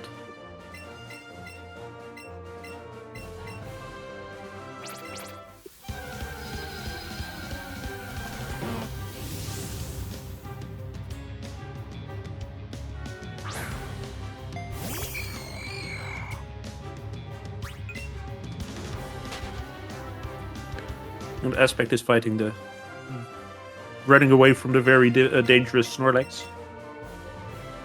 That Snorlax is like one of the unique Pokemon in this game, because all the other Pokemons you can just like catch immediately, but the Snorlax you actually have to defeat. There are only 4 other Pokemon that work that way. That are the 3 legendary birds and Mewtwo. Those you have to beat first before you can, or like are worthy to catch them, and well, the Snorlax is also that way. Yeah. And it just takes way too long. It's actually a pretty difficult fight. It gets very boosted stats. Yeah, Aspect gets some really good spawns here on Pokemon Road. Gonna go ahead and catch this Ponyta. Gonna try to get as much experience on it as possible, because hitting level 40 would be really nice. JimB getting a Ghastly here. And he's gonna go ahead and catch it. Well, once the Ghastly... Okay, attacked, so that's good. Gonna Nanab it anyways. Yeah, Nanab will make sure that Pokemon will stay in place. Yeah. Ghost cutscene over on Phoenix's side. Well, Aspect is evolving a Haunter, so 2 ghosts. JimB's 3 ghosts. Some breakouts, unfortunately. That should probably get in the ball.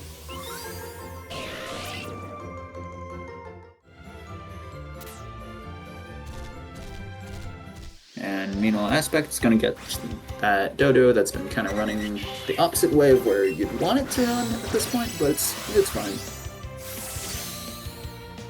As you can see, Arcanine is plenty fast. And Phoenix gets her Ghastly.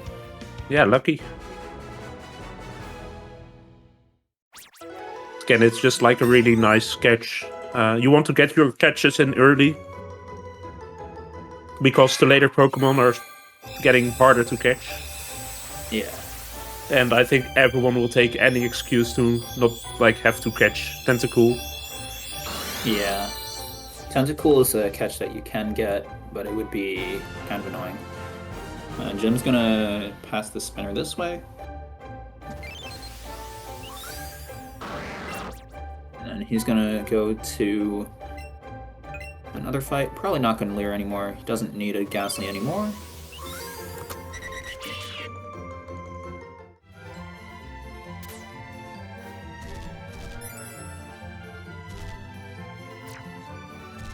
And Aspect's just going to turn off the Leer. Doesn't really need it. If he gets a Psyduck, that's great.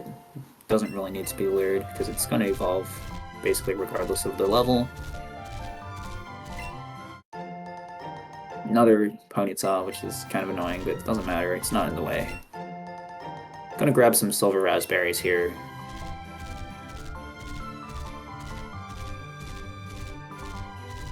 And he's off to, what's its face? To Town. He's heading home soon. Well, first he's gonna get Sea-Skim, this game's version of Surf. Phoenix is doing Jesse and James right now, and Jim's gonna be there soon as well. Yeah, for this threat on Eevee, the Wigglytuff that we sacrificed in the previous Jesse and James fight was still in slot 2. And in the tower there's a heal pad that heals your party, so it resurrected the Wigglytuff again. So now it's still in slot 2, so you can, like, you don't have to change your party back and front or whatever. It just, like, it's still there, so that's really nice.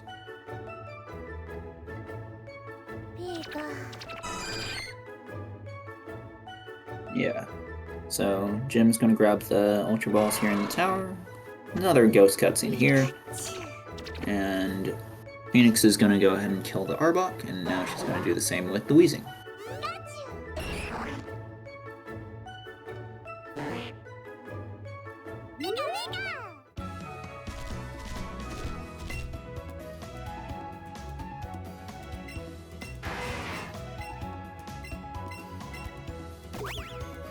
I'm going to set up to +4 to get the kill here.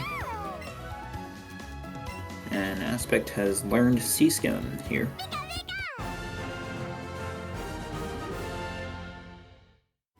And Jim's going to be heading over to Jesse and James, and Aspect's going to fly back to Pallet Town and surf down to Cinnabar. And here we have a very important catch.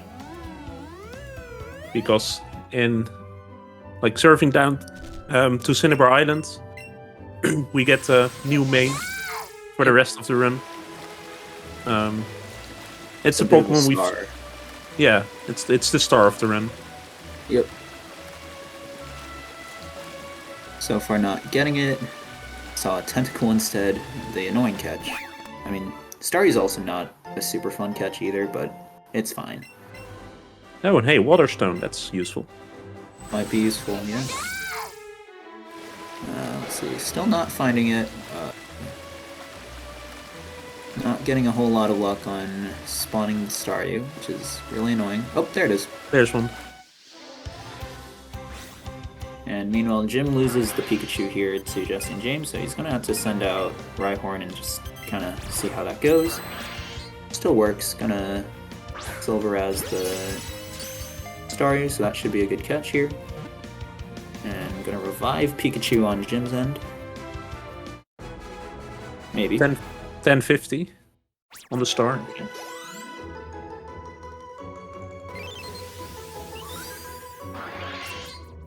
So combat power gives you a decent idea of how strong a Poke might be. It just kind of gives you an idea of how good the IVs are. Yeah, like the total stats combined. Yeah, so the stats could be basically anything. And looks like we're going to be able to get a Grimer on Aspect's end. And Phoenix is going to add the Zubat to our party now. I think this is the last catch for Aspect. Yeah, almost definitely. Phoenix is trying to walk by this Snorlax, it looks like, but gives Snorlax up skip. and just plays the Pokefleet. I mean, we would all be very surprised if there was a skip there. Showing it off in the tournament. Yeah, let's see what JimB does here.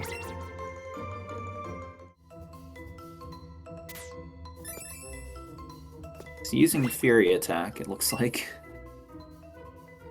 And goodbye, Rhyhorn. Pikachu will be back soon, it looks like. And Aspect will go ahead and get his party ready to go. He's not going to pull out Grimer, because he doesn't really need the Grimer evolution here to get to 50 pokes. Looks like Aspect Staryu is really slow, but it's pretty good. Yeah, good special attack. Yeah, and that's obviously the most important stat. Speed would be nice to have some of, but it looks like he doesn't really. It's good enough for most things to be fine, and Phoenix hits the trainer here. This is not good. We'll see how it goes for... How it goes, yeah. The problem with this is that you, like, in the top of tower, you just deposited your entire party. Because you don't really need it anymore. So now we have this. Ghastly.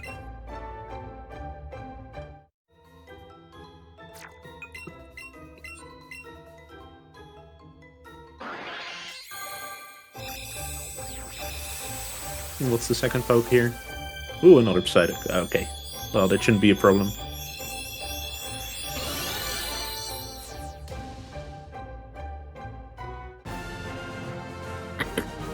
It's disabled, Phoenix.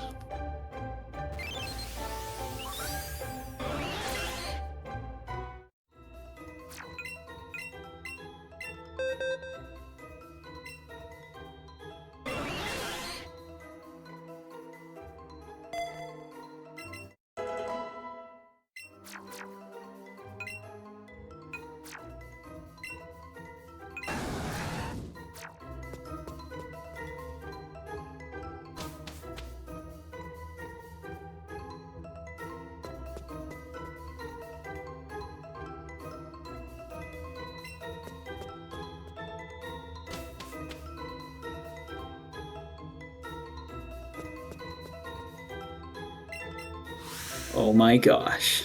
Oh my gosh. Phoenix, do it.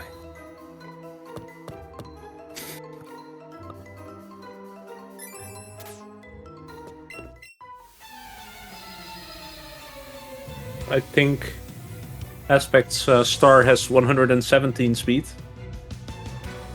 Yeah, so that would be a speed tie with the Rapidash, which is fine. Generally, if you speed tie or are barely outsped by the Rapidash on Blaine, it means you have enough speed for everything else anyways. Yeah, it's and the Rapidash isn't that dangerous. I mean, you have to pay attention that you don't go in like with too low health. But that shouldn't really be a problem. Yeah. So Phoenix is getting some evolutions. There is a Chansey on the route that she can catch. There's no way she's actually going to do it, but you never know. Yeah. And meanwhile, Aspect is on Scientist Stat. Back in the early games of the one controller days when we couldn't use a second controller, it was considered cheating. This was the hardest fight in the game. Yep. Because Electrode with Thunderbolt, very fast. Yeah, that was just like very difficult. You actually had to have quite a bit of special defense on your Star to be able to survive it.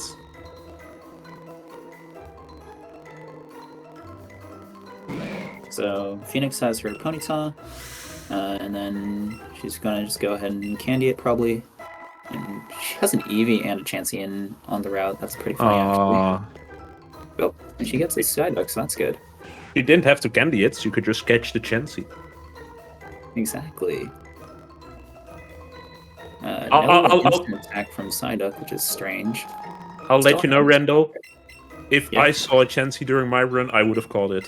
But Gotcha. That's good. That's the spirit. We could have had 2 chances this race. We still can.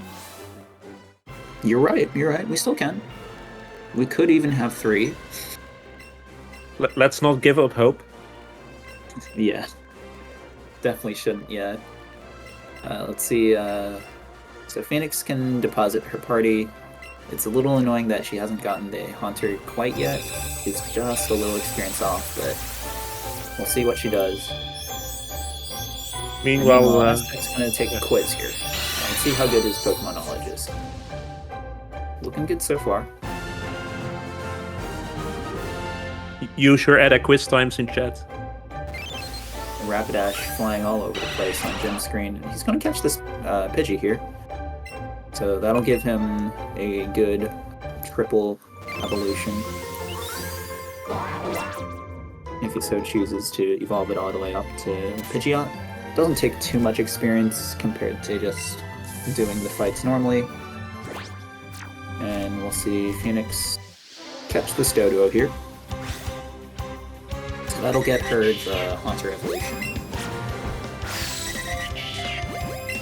Yeah, and getting Pidgey here, it's like, it's so quick to get. It's actually somewhat rare, and you see a lot of people don't really go for it anymore at this point. Let's see what JimB does here. Okay, he's gonna go back up to get the Dodo. Had some second thoughts, but we'll just do it. Yeah, you really want this Dodio. Still using double Great Balls here, which honestly isn't too bad for these catches as long as you get excellent throws.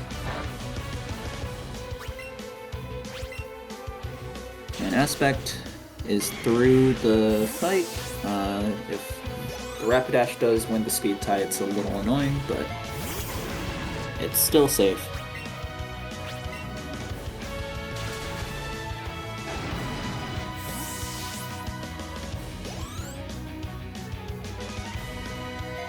Yeah, Phoenix has her catches. We'll see if she puts in the rest of her party now that everything's evolved. Looks like And she will. outspeed. So that's great for Aspect. Winning the speed tie. Yeah, winning the speed tie there is really good for Aspect. And let's see. Okay, so Phoenix is gonna candy the Ponyta, it looks like.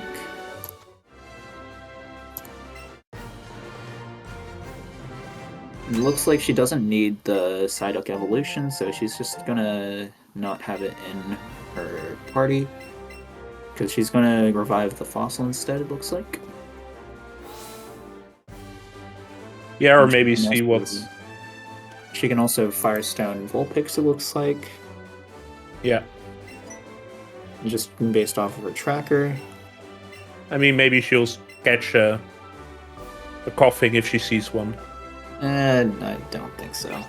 JimB's gonna get his Ponyta here, so that's really good. And Aspect's off to Surge's gym finally.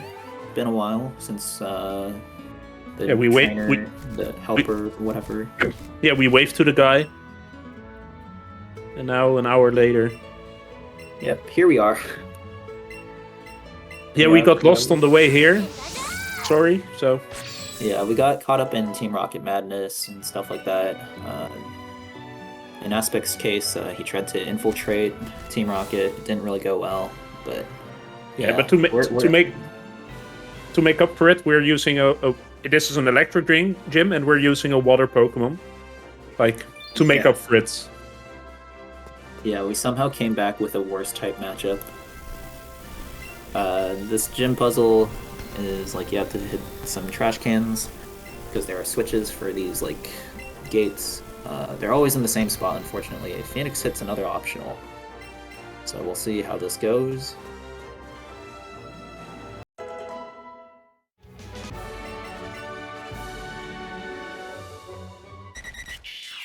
I do always like this little cutscene at Safari Zone in Fuchsia. Eevee having fun, or Pikachu having fun.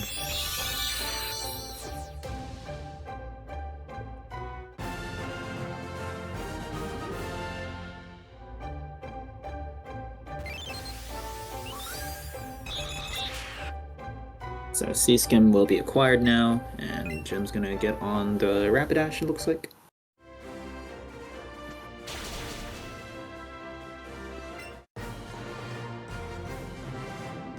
Let's see. Still looking to see if he gets some encounters, it looks like. Gonna grab the Silver Azes. There's another 3-stack a little later on after all the, like, quote-unquote cycling road is done, but he's gonna go get those over there. And he's on his way to Fuchsia City. And Phoenix is on her way to Pallet Town.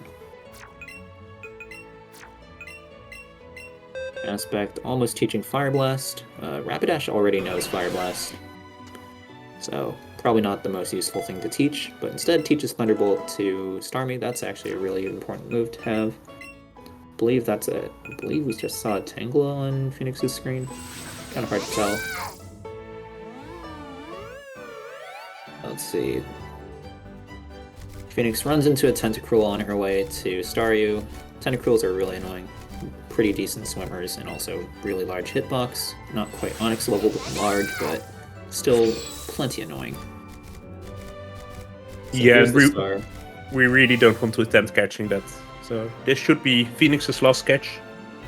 Yep. Staryu doesn't look like the best thing ever on her side. So we'll see how it goes.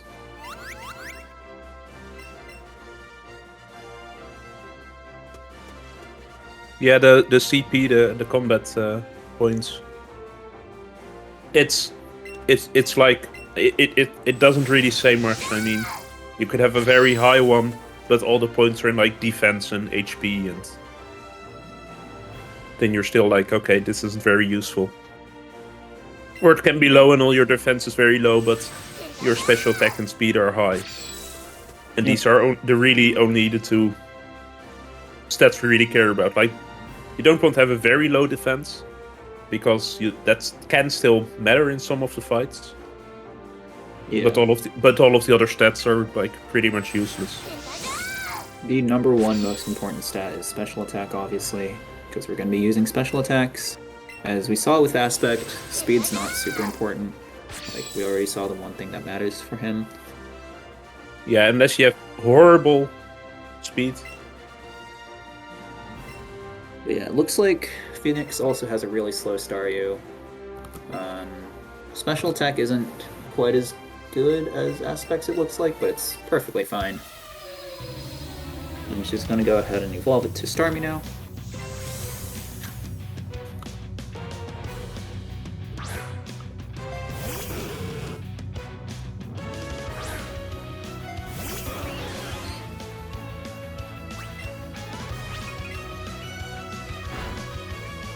So, Aspect's finishing up Erica. The Surge and Erica fights are both really easy, so we haven't really been saying too much about how Aspect's doing. We're just kind of going through. Jim's going to go through the route. He sees the Staryu. Does he already have one?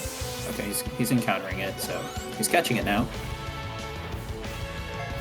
Yeah, you're just way over leveled at this point for these gyms. Looks like he's not using his Ultra Balls. Okay, now he is, it looks like. And Staryu's going to start jumping around, which is annoying, but it's fine. And Phoenix is taking a pretty long, wide path to dodge the swimmer spinner here. I can't blame her after her Pokemon route. But it's fine. Let's see. So she's through. She's going to go ahead and revive the fossil because she didn't sell it earlier in the run. Yeah, this is a good backup that a lot of people are using for the tournament, at least in these rounds. Yeah. Because these are like the free 2 Pokemon.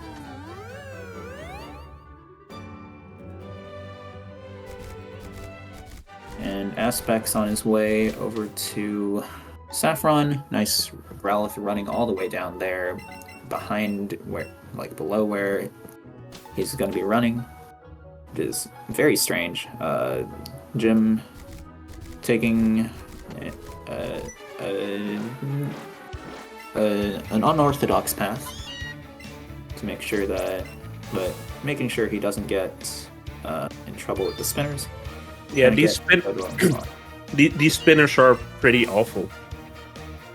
Like, they're pretty high leveled, and you just don't have anything yet to fight them. So it looks like JimB probably has the worst of the Star Maze, but it's going to be fast enough to actually handle outspeeding the Magmar, which I don't think Phoenix has, but I know Aspect obviously won the speed tie. But Aspect's going to have the most interesting thing for a little bit. Actually, maybe not this fight. This fight's fairly easy with 2 controllers. It's blue. He makes you fight him before you actually take on Sylph. The Sylph building. With 2 controllers, you just have a poke that can handle Blue's Exeggutor in slot 2. And handles Charizard. This is also a fight that was very difficult in 1 controller days. Yeah. At the beginning, we were using like getting Aerodactyl to fight this Exeggutor. Yep. So Aspect Fire Blasts the Exeggutor and lands the Fire Blast.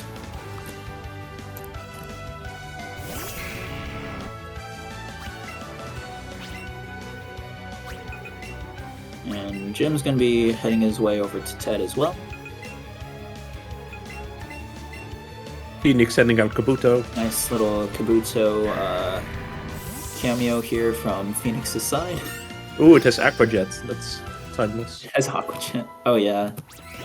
Yeah, there used to be runners that would use Kabutops and spam Aqua Jet. It's not as good as using Starmie, but it's still like fairly okay for an alt main. For all it's worth. Actually, they were teaching Waterfall. It's a TM that costs 30,000, and so you actually had to pick up a lot of extra items to get that much money. Yeah. So Aspect's on to the slowest fight of the game. Going to the correct floor, unlike I did in my race. That always helps. But yeah, this fight is... Well, we'll see how it goes. Yeah.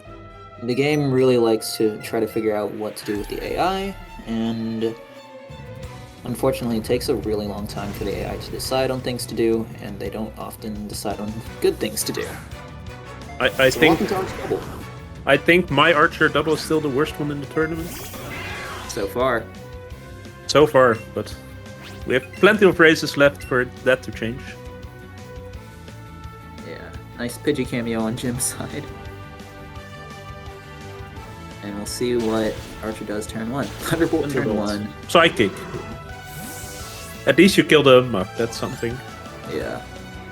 It's also a really tanky Starmie for all that it's worth. And the Cubone is getting pumped. Might not be the best thing ever. We'll see how it goes. As long as it uses self-destruct here, it's great. And okay, we're good. Yeah. So Aspect's through the fight. Ooh, close though. Red bar strats. Yep, welcome back to Gen 1, I guess. Wee woo, wee woo, wee woo, wee woo. Yep.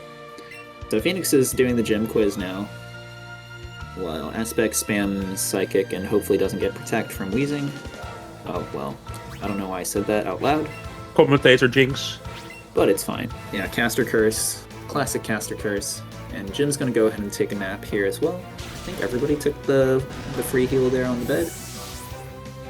And Phoenix is doing a good job with the quiz so far. Very, very tough Pokemon knowledge. Let's see.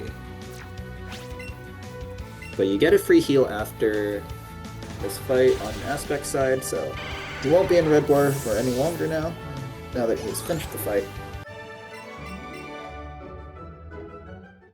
So last question, you can kind of answer whatever you feel like for that question there. But obviously answering the default answer is just faster, so that's what Phoenix does. And yeah, we are facing Blaine.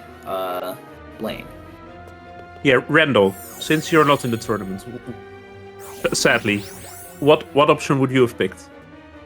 I've never actually selected anything other than like 1, 2, 2, 2, 1. But for the tournament, I'd probably There's some just very funny options there. I'd just scroll all the way to the bottom probably and just select whatever it said. Because you can also do it for like the fourth question. Yeah. Tombstoney, you can ask, what's that? And that was also a correct That's answer. the correct answer, yep. Yeah, it's true, false, or what's that? And no, two out of three are enough to go on. Yeah. So Phoenix gets confused, heals it, doesn't get burnt by a flamethrower, so he's done with the fight.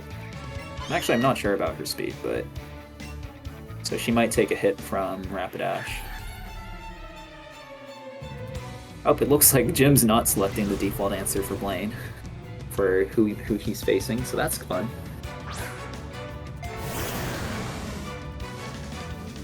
Yeah, Rapidash outspeeding. Yeah.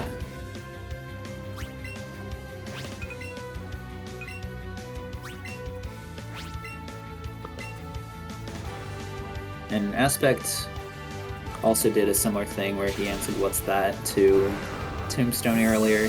Who kind of didn't catch it, but it's fine.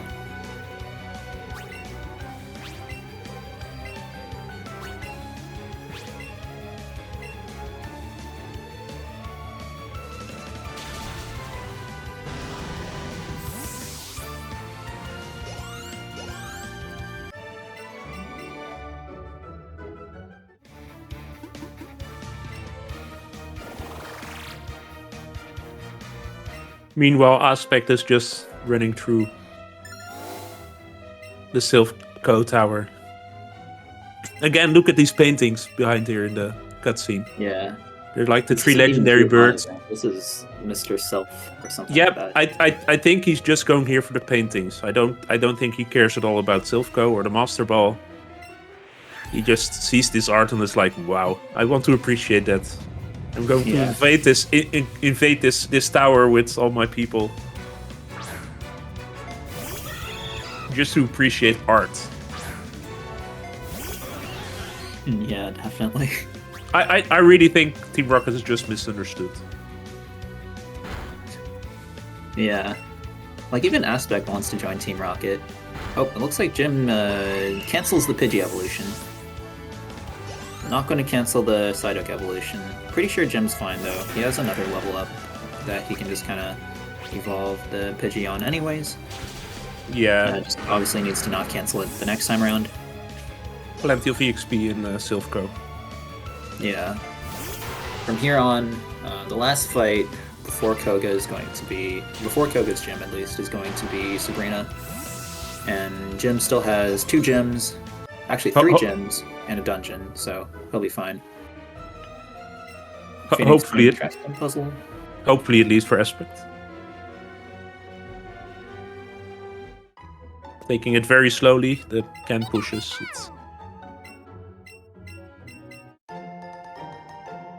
It's very easy to either like hit the guy on the left or talk to the sailor who's like standing right below the other.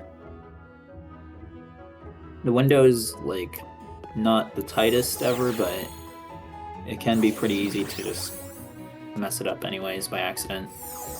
I've done it before, and I'm sure a bunch of others have as well. JimB's going to fly over to Vermilion City, and Phoenix is on the Surge fight, just going to spam Scald. And Aspect's going to go to the 7th floor, get himself an item and a poke.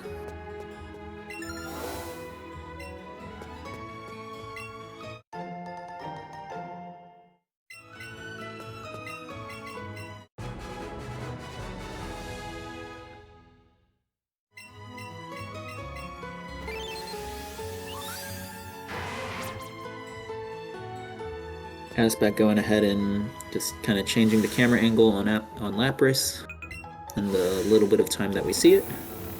Yeah, nice top-down view. And yeah, he's going to be on his way out, and he'll go get a Porygon as well. Maybe he'll do the same thing and do a top-down or a bottom-up view of Porygon when it registers in the Dex. Honestly, that's kind of the most interesting thing for now on what he does with the Porygon. Because Phoenix is gonna menu actually.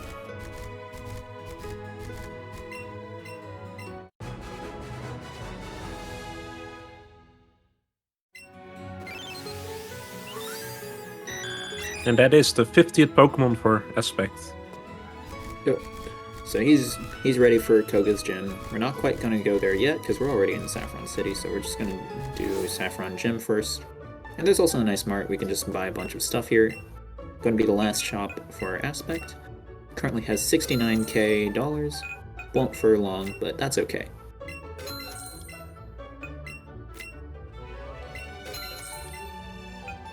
So Phoenix goes ahead and Firestones the full picks.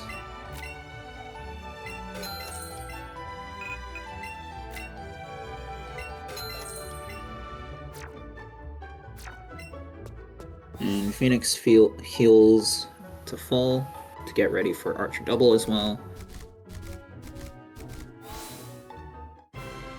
Let's see, Phoenix is just kind of checking the experience to see if she can get Dodrio by the time we get to blue.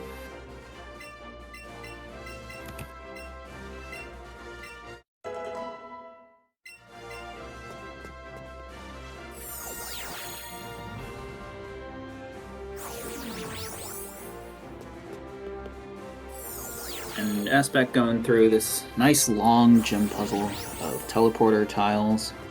Every time you mess up with teleporter and go enter it a little too far off center, the game will harshly correct you. Phoenix doing this very hard gym puzzle of showing a cute Pokemon. Literally anything works. So yeah, she's ready to go to Erica. Yeah, I tried showing an Alolan Muk. They were like, wow, that's a very cute Pokemon, so... Yeah, Alolan Muk, the cutest. Yeah, if you read the text that like she says about everything or whatever, it's even more ridiculous when you start showing stuff like Alolan Muk.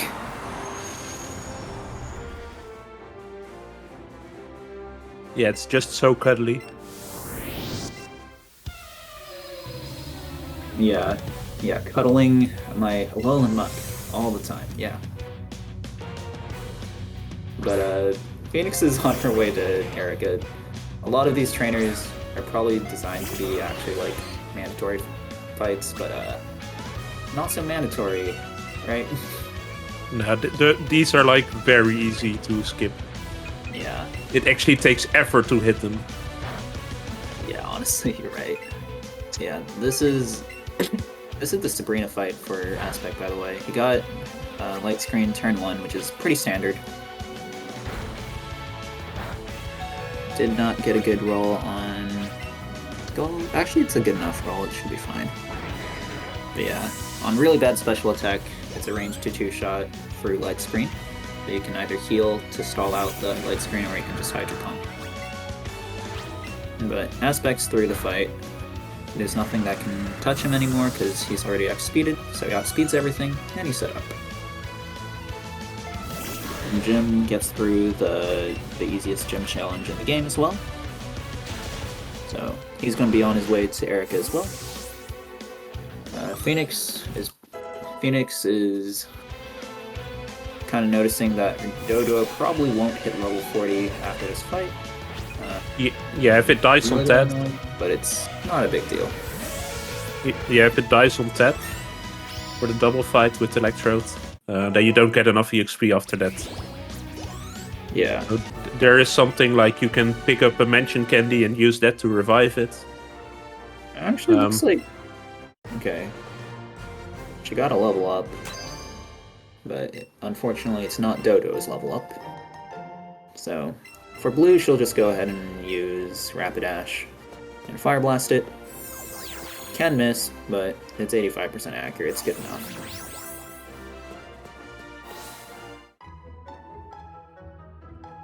Aspect with a 229 Sabrina.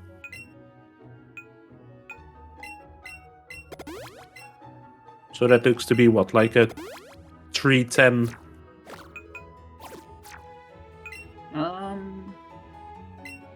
Maybe. I'm not too sure either, but it's plenty solid.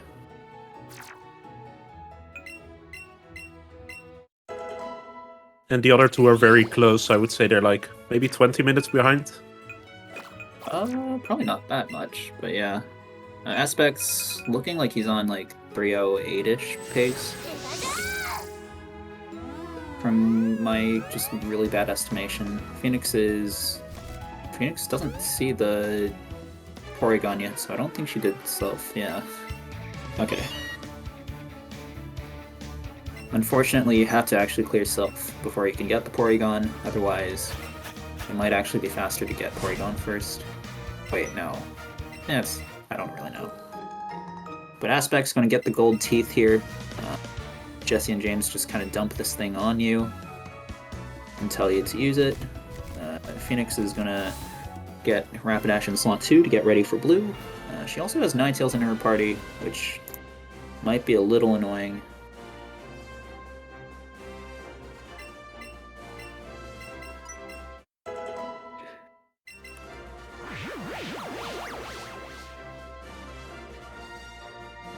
Yeah. So here's Koga's gem. It looks pretty nice actually, like the textures on the outside and also just the design of how they did the invisible walls in this game. Pretty cool. Here's the first fight of the gym. Ace Trainer Kaden. You often get a like slight preview of what Koga's AI is gonna do to you from this fight. This fight can go really easy and like you don't notice like what's the problem, or you could lose minutes on this fight. Yeah. So let's see what happens here. Oh gosh. That's Minimize is never the fun start. Protect showing up immediately, so there goes another Psychic down the drain, but Aspect lands the Psychic, so we're good. Also, Phoenix landed the Fire Blast while we weren't looking. So far so good. We'll see Jim probably... I didn't notice if he got Dojo or not. I can quickly check, actually. It looks like he doesn't have Dojo yet either, so he might have to Fire Blast as well.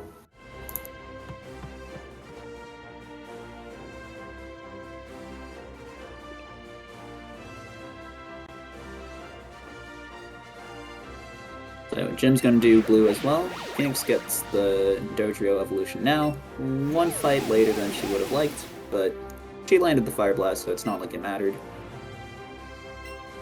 In fact, having Rapidash in slot 2 is slightly nicer for Jesse and James in Tower, because you can use Stomp on the Weezing and try for a flinch.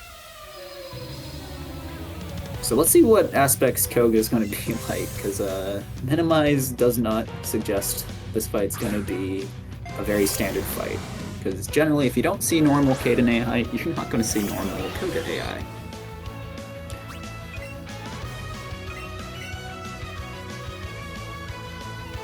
Okay, Jim is trying it with Doduo. And he hit.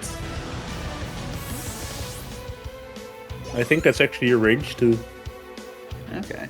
It's because you have a modest Doduo. If you did synchronization, that's... Right. Okay, so Aspect's getting a normal fight. These protects are really annoying, to be fair, but not getting Toxic is always nice. Because Toxic, you just have to antidote it away and just deal with it.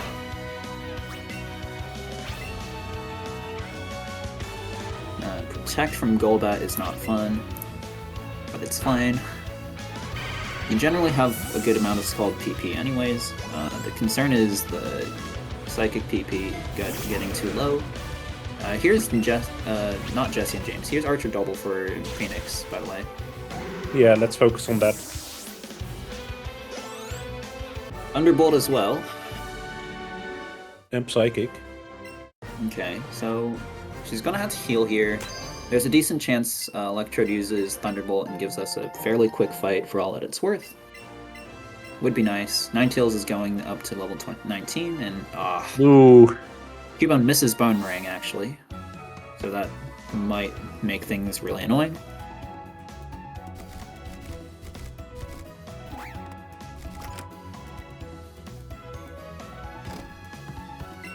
So, oh my goodness. Surviving one. Alive. It wasn't Power of Love, I think. Yeah, no, it just tanked on like 2 HP or something. So It's gonna have to actually heal the one. full here. It's actually one. Still not getting the explosion or self-destruct. So Cubone's gonna finish it. But Phoenix will be fine eventually. Gonna heal here. To try to yeah. This fight's kind of gone off the rails, so I don't really know what's gonna happen here. Cubone's gonna use focus energy, which isn't particularly helpful. But Phoenix is gonna kill the Weezing now. He's getting pumped. Meanwhile, Aspect is going to a new gym. The last gym, but... Oh, it's Oh, closed. Jim's also on Archer Double. Yeah.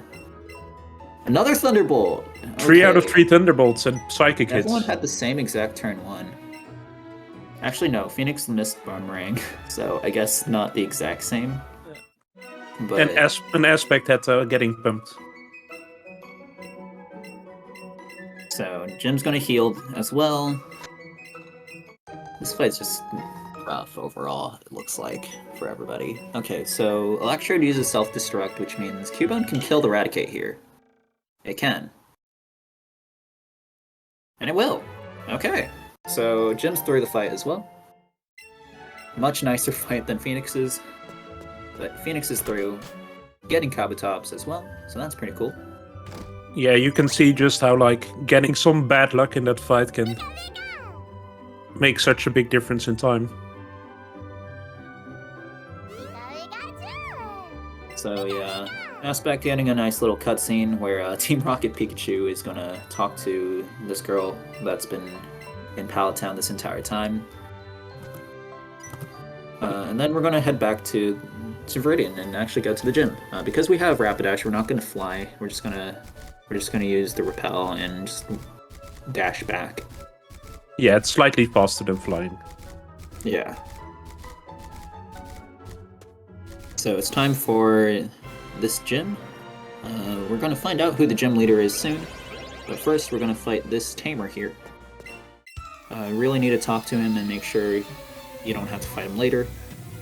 And Phoenix is going to deposit her party now. She's going to have to do it again eventually because she's going to get Lapras and Porygon.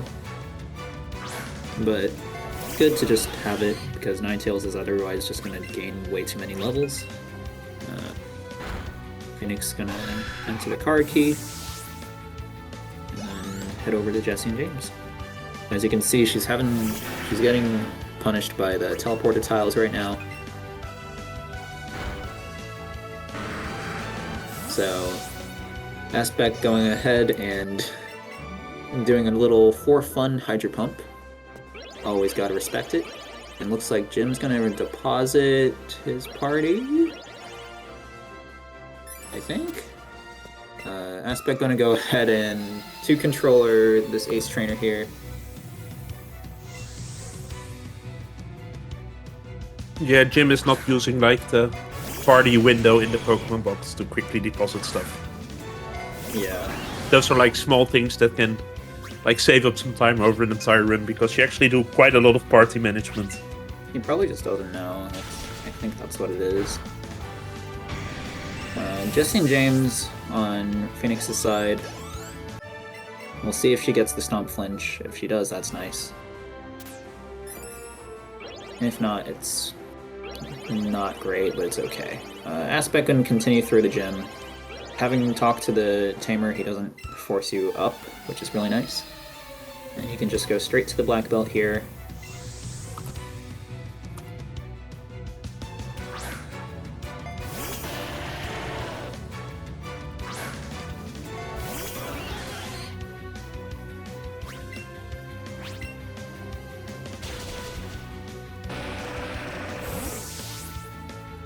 So it looks like Phoenix got the Stomp Flinch, so that's really good.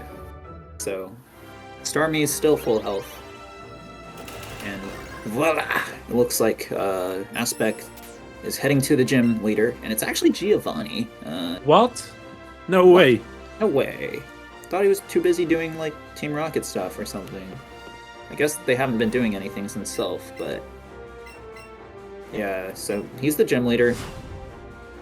And we're going to 2-controller this fight to make sure we don't die.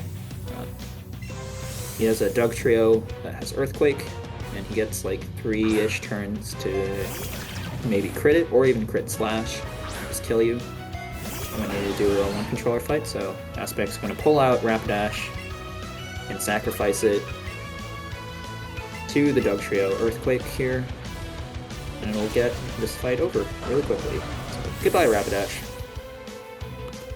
Yeah, getting a fire type out here, that's like... Earthquake is super effective. It basically forces Giovanni to use Earthquake. Yeah. And that's just like... And since it's a spread move, it does less damage. Yeah. And even a crit on Stormy doesn't kill it, so the fight's just over. And let's see, Phoenix and Jim are really close. Jim's about to start the fight that Phoenix is finishing right now. And then Aspect's going to revive the Rapidash so he can 2-controller the next fight as well. Or, yeah, the next fight. That's a pretty solid amount of special attack. So that's pretty cool. It's not like earth-shattering, but it's pretty good. Nice Master Ball for Phoenix. Obviously not really going to use it because we're already on our way to 50 Pokemon. Yeah, you don't want to forget it. It's like required to get it if you leave. Otherwise, the president there's like, hey, come back, I have something for you.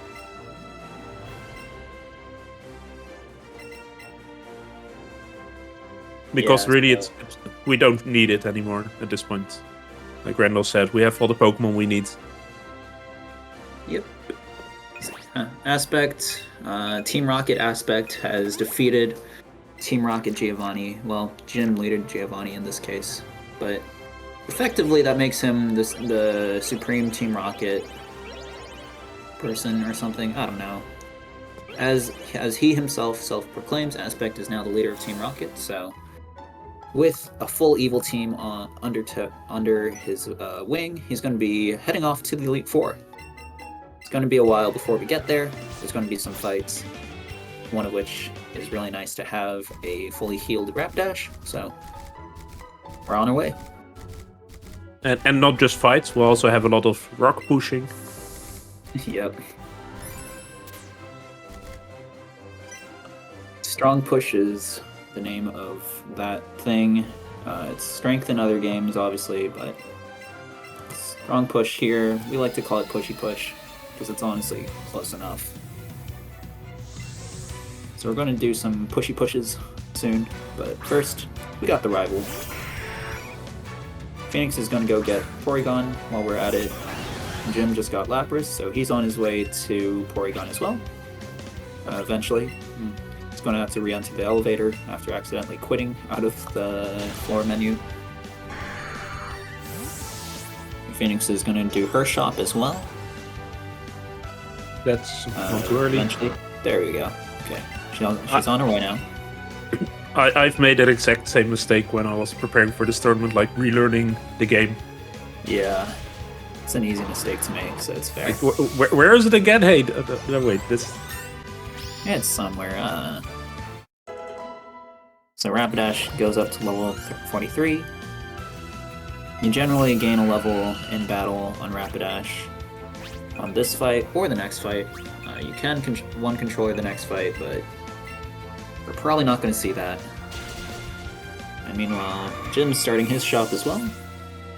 Probably going to need a few more max repels. Maybe not. I couldn't tell how many he bought, so maybe he's probably just fine. 11, that's fine. Yeah, no, 11's definitely fine. Okay. So... At least hopefully it's fine. Sorry. And then... yeah. Phoenix is going to do the gym puzzle here as well.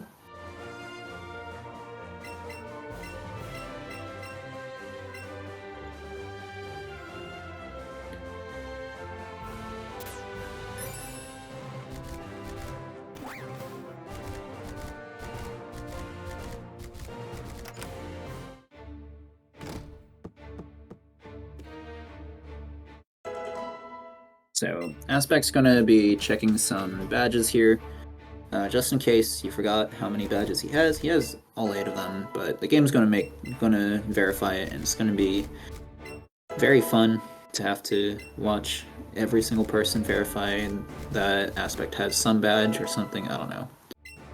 Yeah, and if you click A like one too many times, you will talk to Rapidash. That's like very happy that you're giving it some Yeah, attention. It really appreciates you talking to it. We really don't appreciate it because it takes a good amount of time, and it's just kind of tilting. But Phoenix is on her way to Sabrina, and Jim will be too as well. So we'll see if any of them don't get light screen turn 1.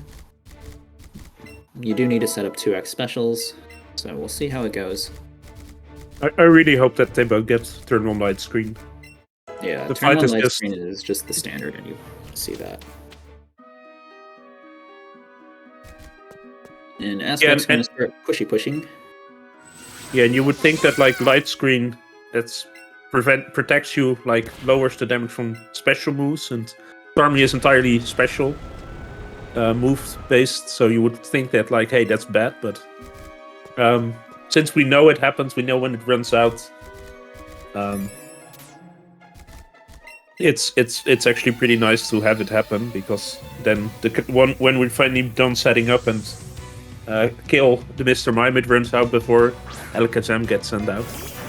And Yeah. Alakazam with light screen is like, I think it's just not a range. I think you will just like miss it. Okay, looks like Phoenix is going to heal instead of take on the Scald range there. And let's see. So Aspect lands his Hydro Pump. So that's really good. Which means he's done with that fight.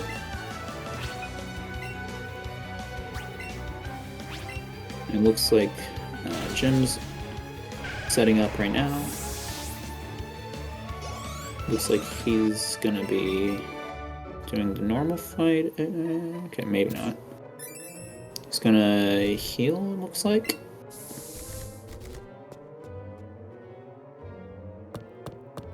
Phoenix forgot to teach Thunderbolt, so she's just gonna have to Psychic down this Slowbro, which is really annoying because it has Amnesia. No Hydro Pumps.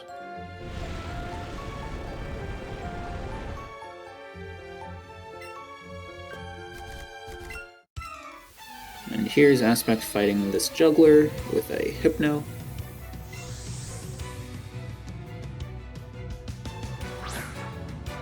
Yeah, Phoenix summoning the second trainer to just make like get an extra X special attack in.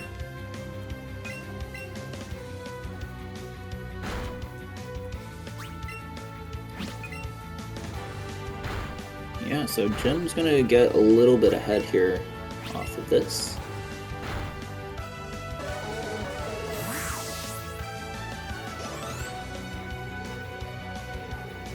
And both of them are gonna have their Starmies level up so they can candy and whatnot, so that's pretty cool.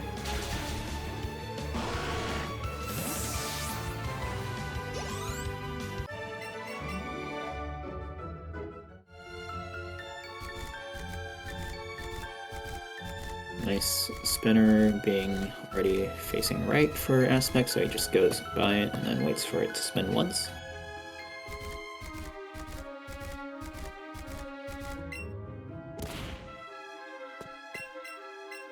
And Officer Jenny here in Victory Road gives you a free heal, so I'm gonna go ahead and take it, and that will be the last heal. That'll be the last free heal of the run for Aspect.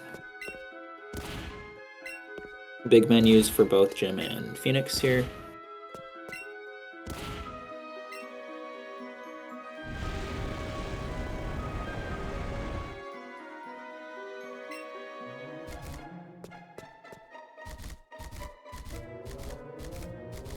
Also going to get X special attacks into the bottom slot. Aspect going to skip this trainer here. Easy peasy for him.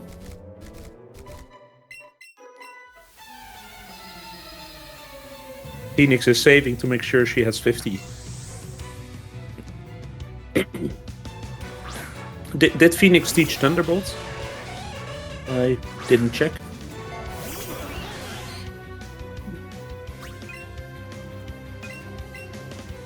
Aspect's gonna X Special and then Hydro Pump this Jinx. I guess not, because she's teaching it now.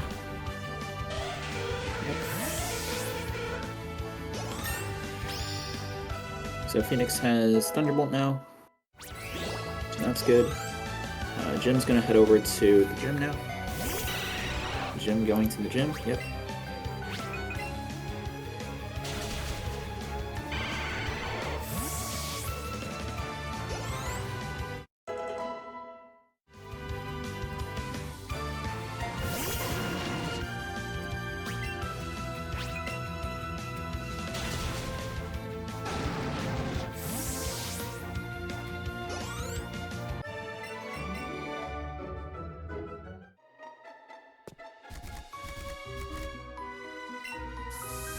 Let's see how these Caden fights go.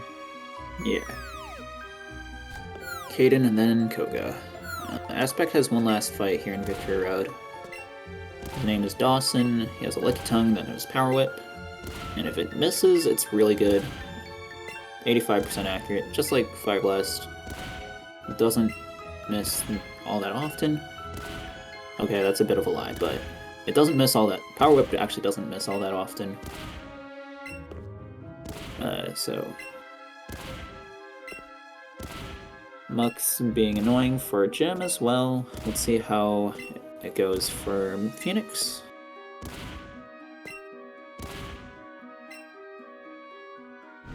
I mean, as long as it doesn't turn 1 minimize.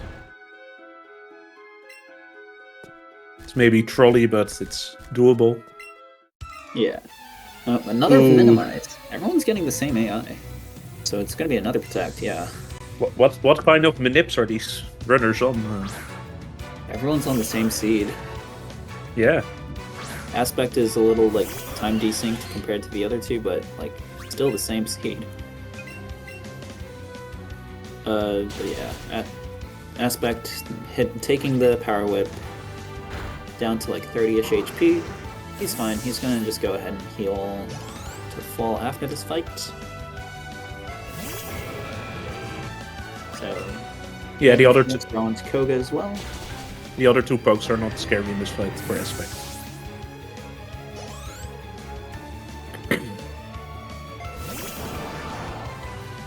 Trying to find the entrance in this maze is very difficult sometimes.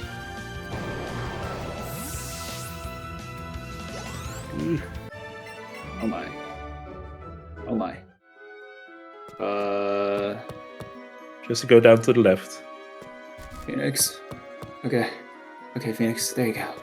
I think she pulled up, like, in the beginner notes, there's like a little gif of the... Yeah, probably.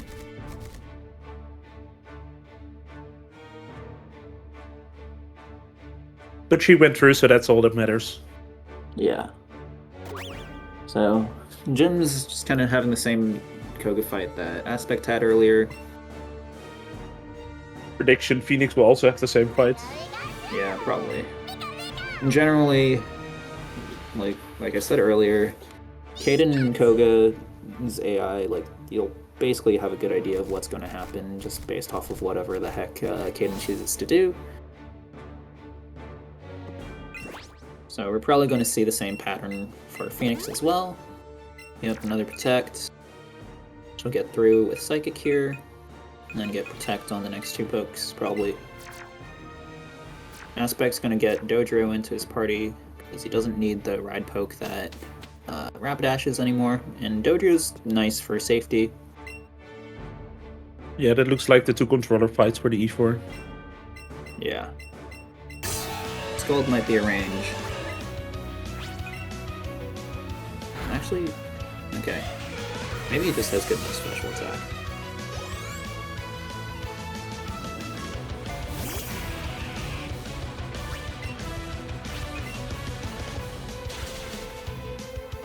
According to Aspect, 14 out of 16 range.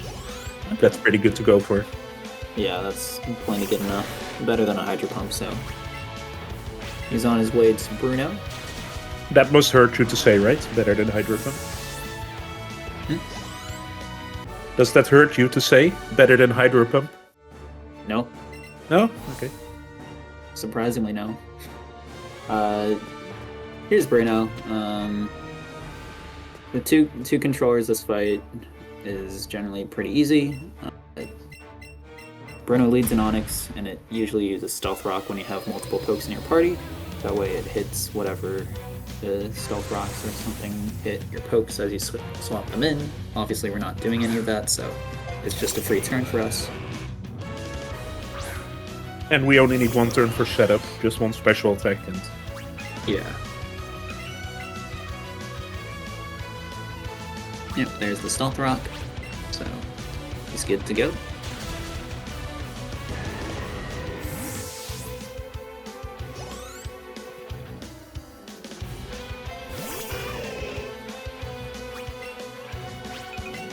So yeah, he's gonna spam Psychic for the rest of the fight, and Phoenix and Jim are heading over to the gym.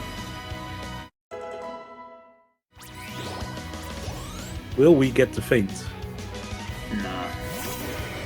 Not for Aspect, at least. Feint only sort of comes out if it's in range to kill the Starmie, and at I think that's like 90 some HP, it's definitely not. Aspect is one of the runners that is known for getting Feint on Bruno. Who is another runner who's known for that? I don't know, somebody. I forgot his name already. Yeah. I don't think he's in the tournament. Yeah, I don't think so either. Yeah, for those of you who don't know, it's me. We've been joking a lot about if Aspect's just going to get a Bruno feint because of my presence and whatnot.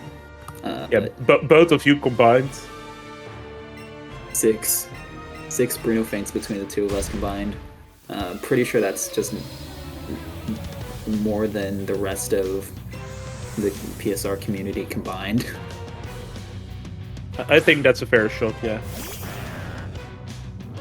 So yeah, here's Agatha. With two controllers, this fight is unlosable. So we're gonna see Jim two controller the Nidoking, and then Phoenix is on her way to Giovanni's gym as well.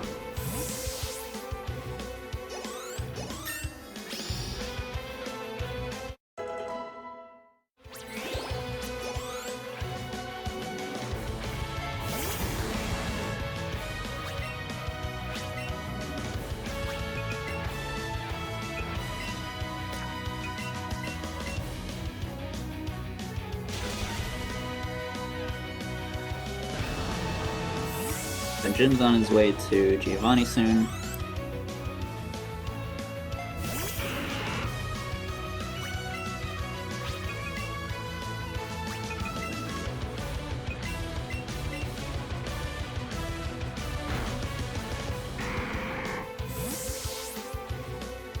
Aspect is even going for the Scald on the Gengar because, well, third X special is good enough for that. With this special attack and saves turnarounds.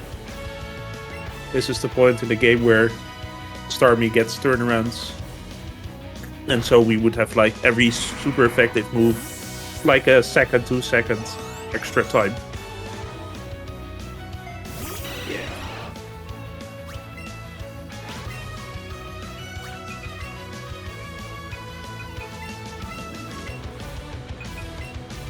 So Aspect's gonna go ahead and heal up the Psychic PP as well.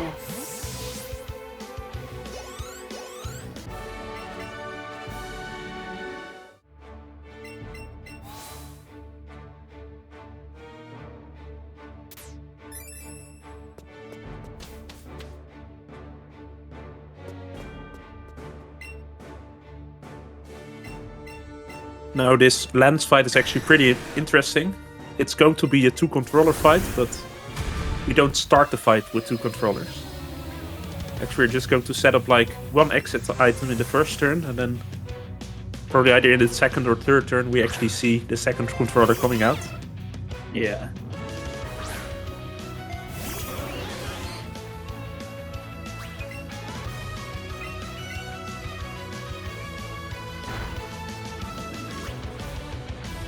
look here in the second turn. Because this means that the Starmie can just start attacking while the Dodrio, the second controller, keeps setting up. And it means that the Seadra won't attack the Dodrio. Because I'm pretty sure it would kill.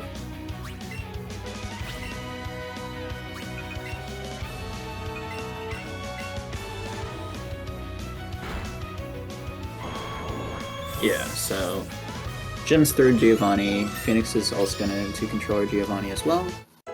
So just simple, easy fights all around.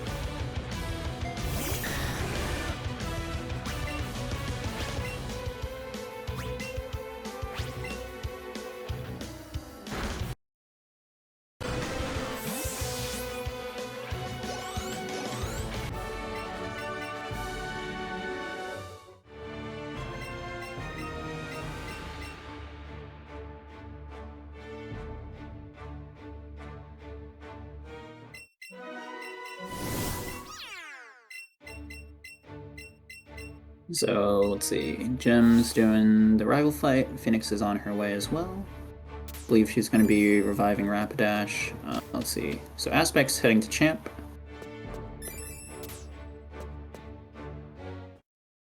And here we go. Nice little cutscene skip there, and then the rival says a bunch of stuff about how he's become the champion or something of that sort. And here we go. And Aspect is the new leader of Team Rocket's going to steal that title. Oh yeah. Team Rocket's about to take over the world or something like that. Something that Giovanni was never able to do as leader. JimB's gonna set up, I think. Okay, he is.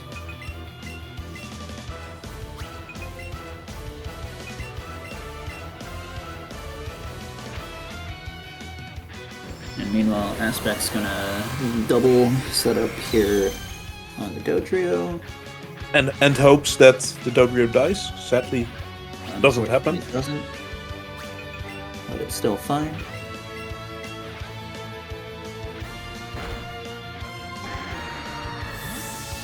Yeah, if it dies here, because you're basically already done with setting up, you just need one more item. It's like, it saves like, I don't know, like 15 seconds. Yeah, so now Dodrio is just gonna have to Swords Dance the air over and over again. Yeah, or Stomp or something. Yeah. First set up some extra special attacks to make sure that every range hits and you don't have to use super effective moves.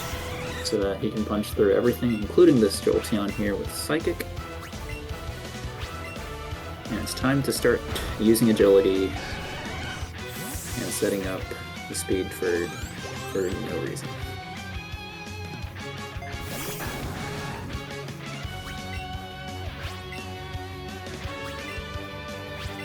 I mean, speedrunners, right? So, Yeah. gotta be fast. Exactly, yeah.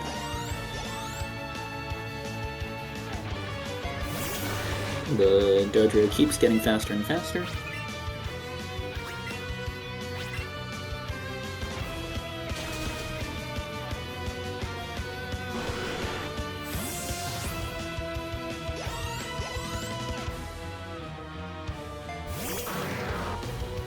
And Phoenix is almost through the rival fight.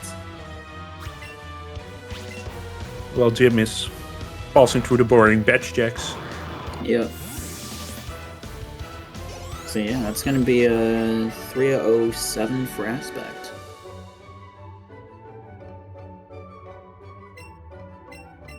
Yeah, really good time, even with all the Yeah. extra. Like, putting an outfit is not exactly the quickest thing to do.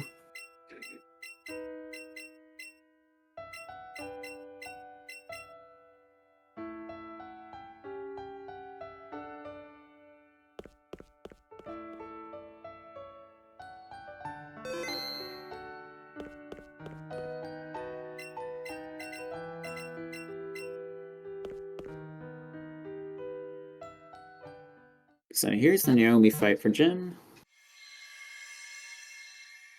I'm going to talk to Rapidash here. And then 2-controller Naomi here.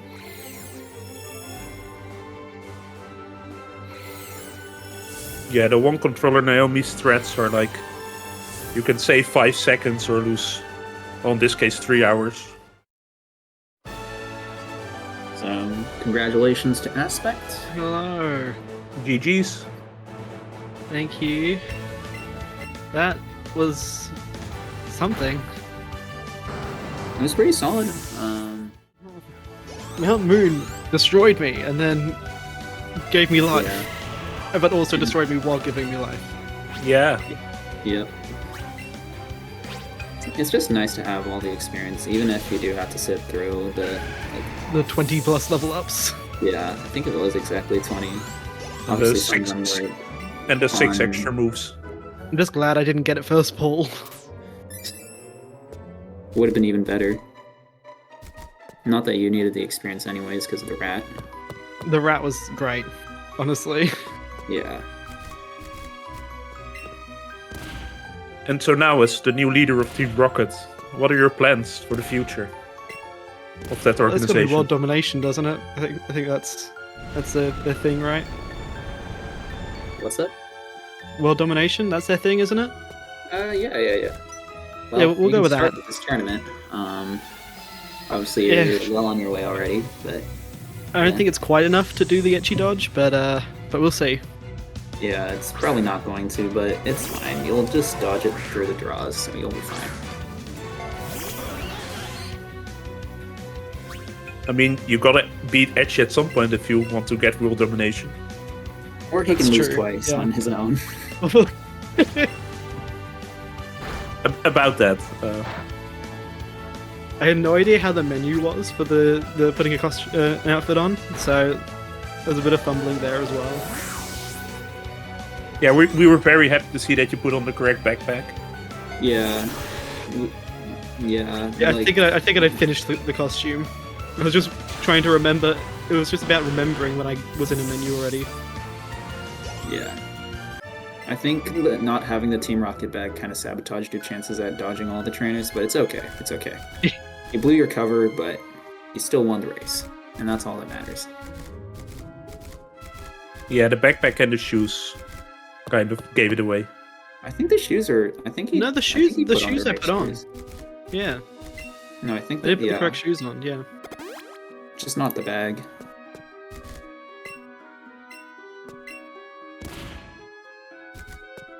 So yeah, just as a bit of an update on where we are, JimB's pushing one of the longer boulders, and then Phoenix is starting Juggler Nelson. Yeah, it's a really close fight, like Yeah. between these two. Phoenix is doing really well considering they hit 2 optionals and 2 optionals after they had already deposited Eevee, Yeah, and then the Yeah. Archer double wasn't nice either. Yeah, she had a really bad Archer double. she will want to forget that mid-game. JimB going for the skip. Yep. And he's through.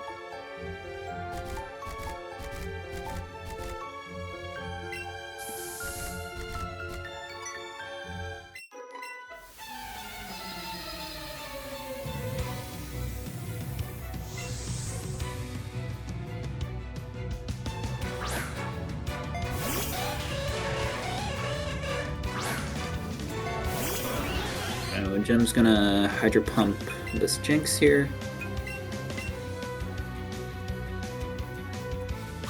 after using an awakening in this case. Maybe. Okay, yeah. Gonna use the awakening.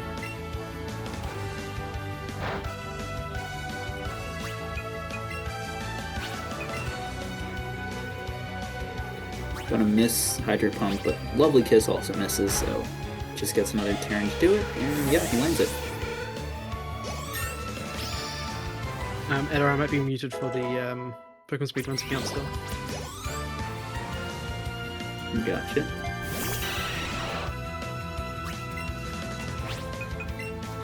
Okay.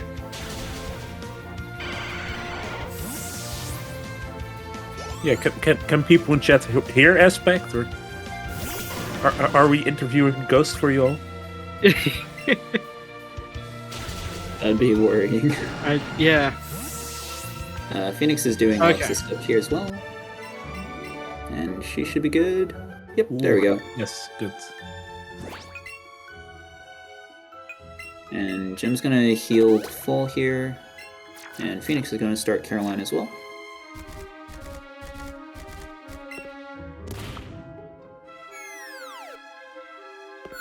I decided I'd throw one ball at the Onyx that spawned directly on top of me in Rock Tunnel, and then I gave up on it. I've committed to it before, and it has not turned out well. Gotcha. Yeah. So Phoenix is gonna hit this Hydro Pump here. Yep.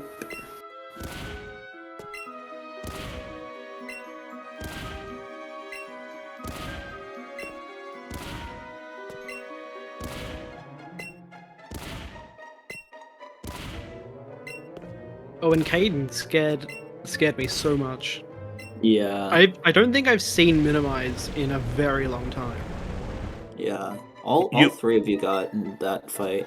And Yeah, all of you- you hit through, so it was... Oh, well, You all three had the exact same Archer 2 fight, or pretty much. Like all going for I Thunderbolt was and risking killing that. Muk. I really should have healed that turn, because if I got Sucker Punch plus Thunderbolt, then I was dead. Yeah, you But mean it got the... self-destruct, the- so it was okay. Yeah, that also almost killed you. I'm not sure Yeah. what the range was for that, but... Oh, I was safe from the Sucker Punch.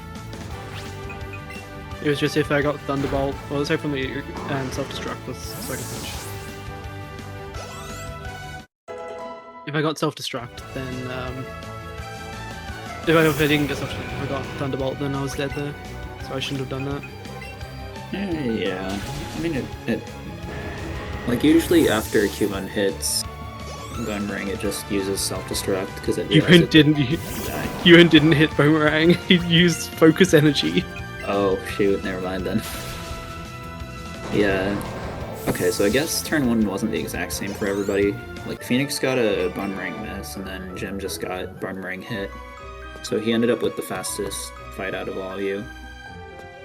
Yeah.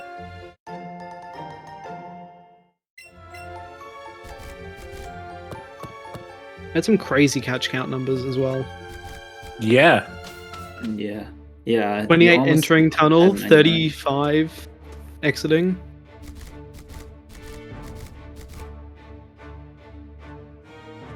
Yeah, I mean, you forgot to mark what Geodude in Mount Moon, I've got so... to mark Geodude. I marked it on enter tunnel. Yeah. So You yeah, had me 28 scared was that you were gonna correct. get Modest. that was the goal. That was the entire point of me skipping it early.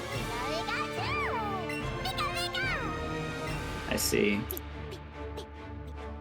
It was to make people panic. Seeing as Joker had done it just before. Yeah.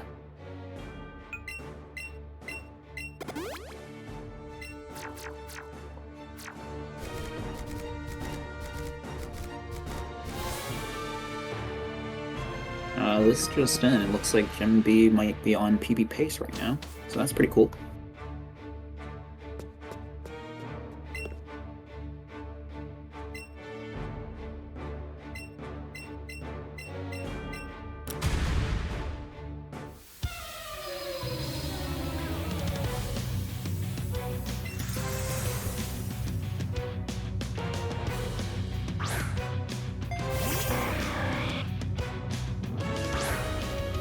Yeah, let's see how both of these are going to take the E4.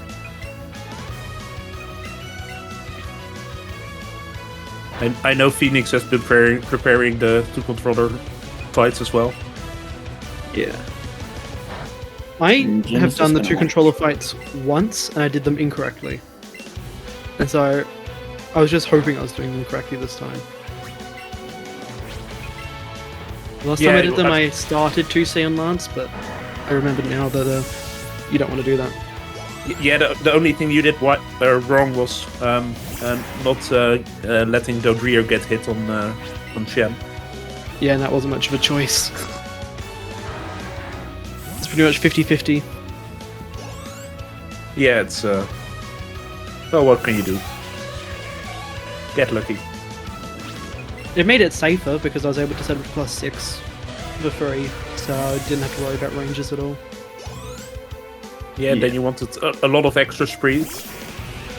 Yeah, Dodrio was outspeeding Starmie by the end. Yeah, I think for that you just spam Sword Stance instead of Agility, but like it's not that big of a deal. Or The drill text tech. box is instant pretty much, so it doesn't really matter. Yeah, that's the thing. Or you can just drill peck the air. I don't know. It doesn't really matter in the end.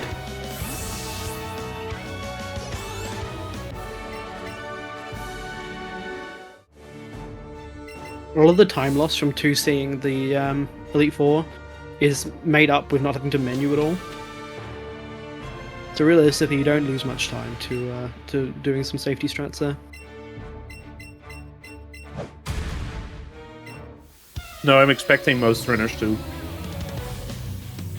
Unless they're like really. Yeah, unless something trying gets to- really, really close, I expect a lot of 2C from Agatha onwards. Because that's just the don't get crit zone.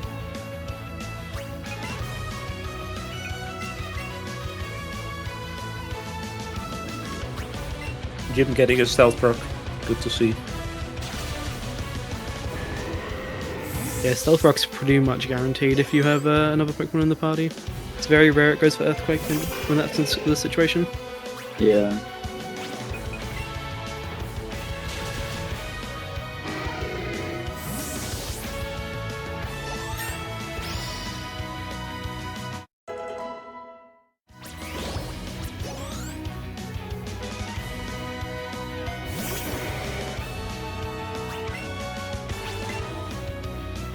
And then I got really unlucky in Hideout anyway because of the crit on Archer. Yeah. That was annoying to see. That was the safest way I could play that fight as well, going for the flinch. Because if the other fight I'd get crit and die there anyway. Yeah. Just, it's annoying because you just don't want to die, but like if you get crit and die and you Thunderbolt, you can just kill it when you come back in. Whereas like with Headbutt, you just kind of have to stall it out or something.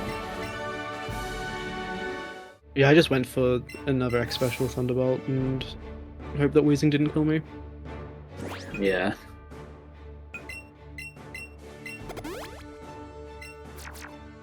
The last time I got crit on that fight, I lived because of Power of Love, and then got poisoned and died. Mm. That was really unlucky. Yeah, did you see any Power of Loves in your? I didn't, no. I didn't really give the game a chance to. I think Phoenix you is can the only- only one looking at so far. You can only expel statuses after you get to 150, which is around Agatha. And Agatha is the only fight that you can normally expel it on. And because I did the 2C fight, I didn't see glare from Arbok. Oh, there we go. There's one. There's a Power of Love. Let's see. Jim's gonna Psychic, I'd imagine. Yeah, there we go.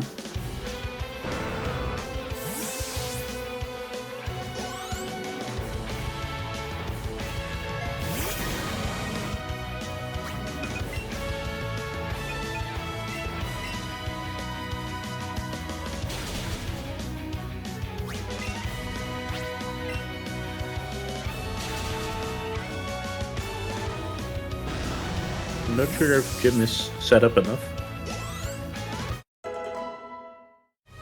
Was their star fast? I didn't see the star. Oh no, he's good. He's good. He set up the X special and speed. Okay. Actually, wait. I think only Yeah, one no, he X did. He special. took the Thunderbolt from Weezing to do it. Oh, so you- he's good. Yeah, you would have taken Glare, done. turn 1 with the X special, then Power of Love, build it, and then took a Thunderbolt.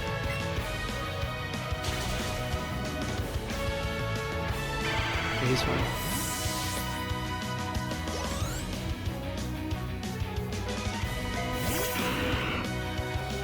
Phoenix is also going for the 2-controller fight here.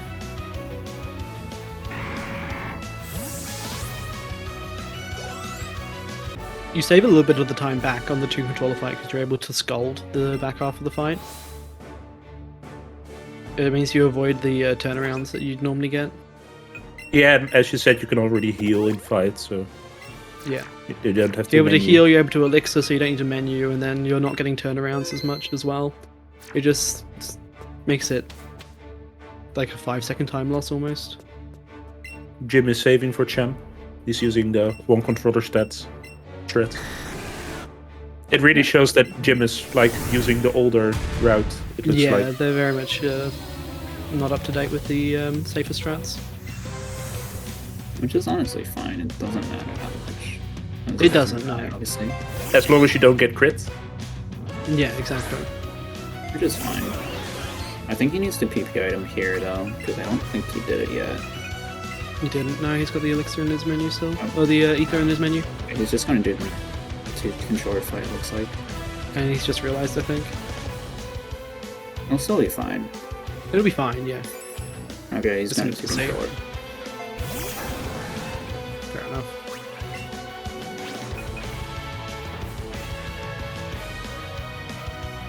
Yeah. He Thunderbolt just is- goes for Thunderbolt here. I'll just have to kind of... Okay, looks like he's gonna do the PP PP item item here, maybe? Which is fine, too, because he gets a free turn anyways. Yeah, and Seed Rest recharging, so Rapidash doesn't die.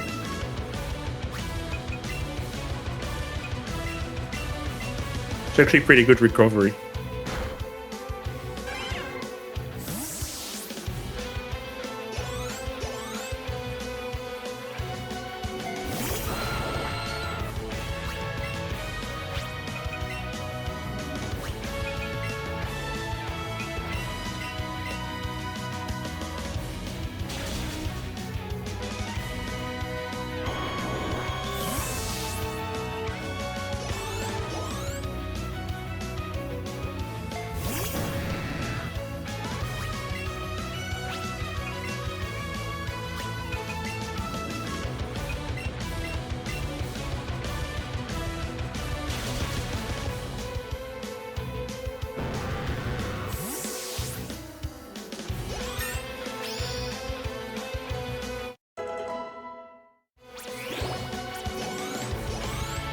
Wow, Jim's star is fast.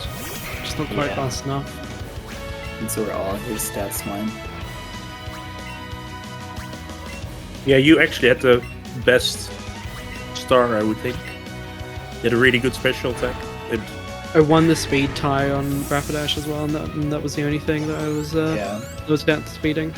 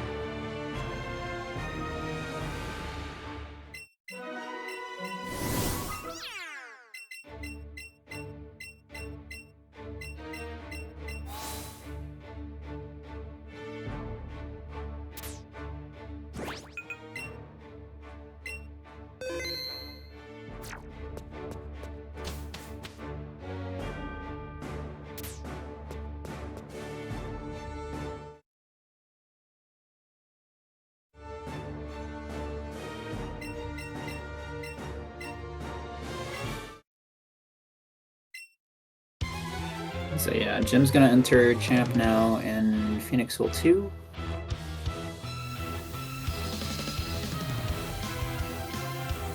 Yeah, the years are less than a minute apart, but I don't think it will make a difference now. Yeah, with 2 controllers, it's pretty much over already. Unless Jim misclicks, I guess. Eco is a little more risky because you are opening yourself up to more crits. Because you have this up to +4 at some point.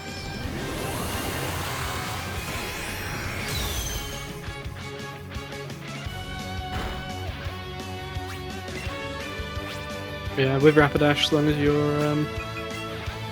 Rapidash relives a air slash, so you'll get a quick attack and you'll be fine. Hopefully, yes. Okay, so he's gonna be. So. Looks So like Rapidash is living. Is gonna be alive for the rest of the fight, but that's fine.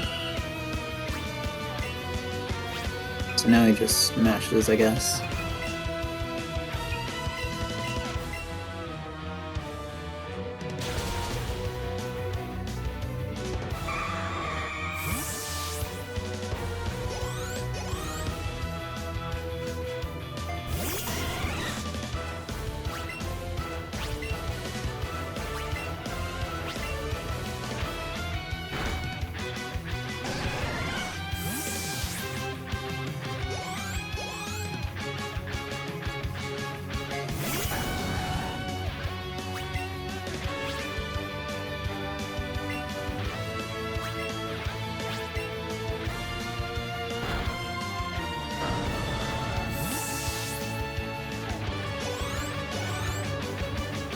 So yeah, congrats to Jim on PB, it looks like.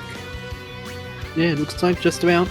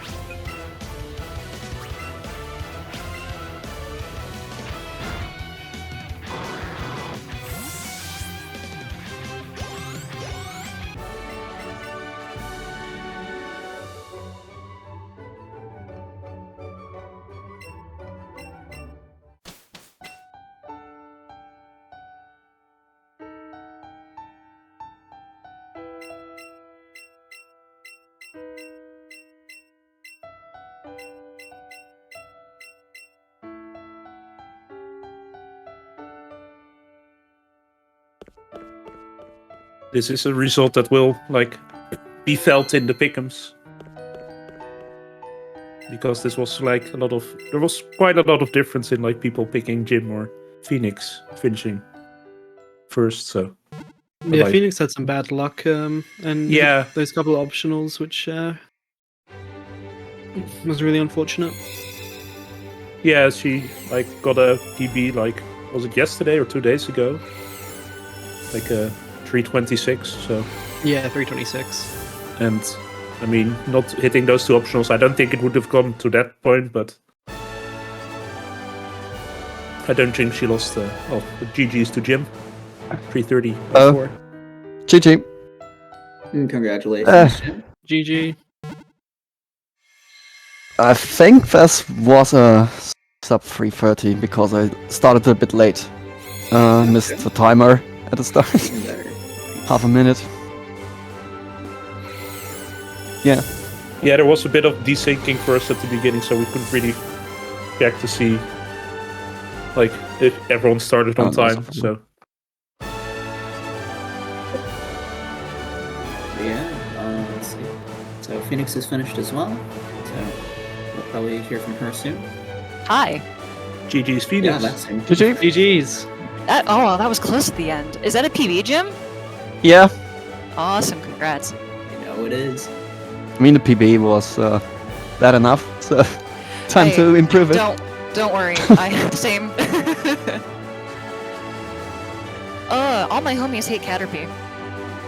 Oh yeah. Yeah, you got breakout. That was rough. 2, actually. I had a Chansey break out on me once Where was it? in Mount Moon. Oh, okay. That's not so Just bad. after I ruined all chances of me having enough XP in Mount Moon because all my catches went badly.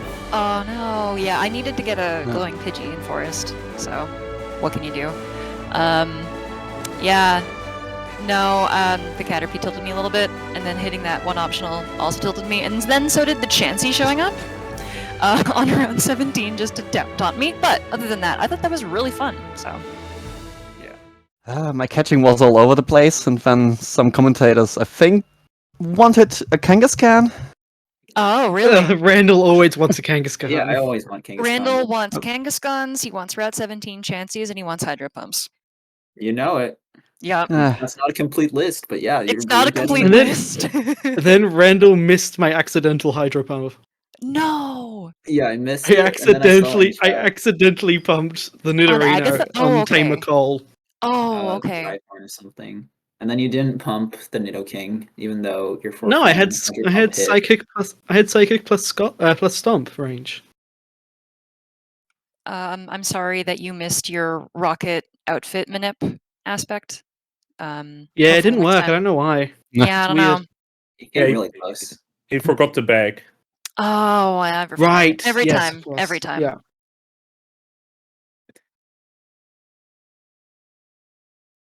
And so it was really close between Jim and Phoenix. Yeah, I think I was with my catching. I was a bit early on 50, and then I skipped Lapras and Porygon. Oh, really? Yeah. Yeah, I shouldn't have evolved. Maybe the Pidgey or something else. I don't know. Well, I Was a got bit much. into I got into a similar situation. I caught the Pidgey in a forest and then just decided not to bother evolving it or catching Pidgeotto. Yeah. But I think I need to look at that advanced strat where you just don't use a sacrifice, or at least not Wigglytuff, because I keep getting messed up by the party comp in that section. But otherwise, not too bad. Yeah, sometimes you just have to like pull stuff back in after Yeah. tower outside of just Ghastly, and it's really annoying to remember if it's like Yeah, Krabby, yeah. Cubone, Machop, and those long evolutions. Yep. So yeah. Well, I was a bit confused that or I'm so used that female Nidoran spawns as well, so wasn't really sure with the number, and then with the Kangaskhan and everything, was a bit unorthodox for what I was used to in my practice. But then I decided to skip the 2, and then I overtook. I think I've changed places there just right before Koga. Yeah. Yeah. Because Yeah. I hit a couple optionals. and then you yeah. And you had a terrible Archer double. I did. I Oh, lived on 1 and I didn't expect to. Yeah, not Yeah, power of that's love 1, but just straight up surviving on 1. Yeah, not Power of Love, though I did get a Eevee Power of Love some point for stats.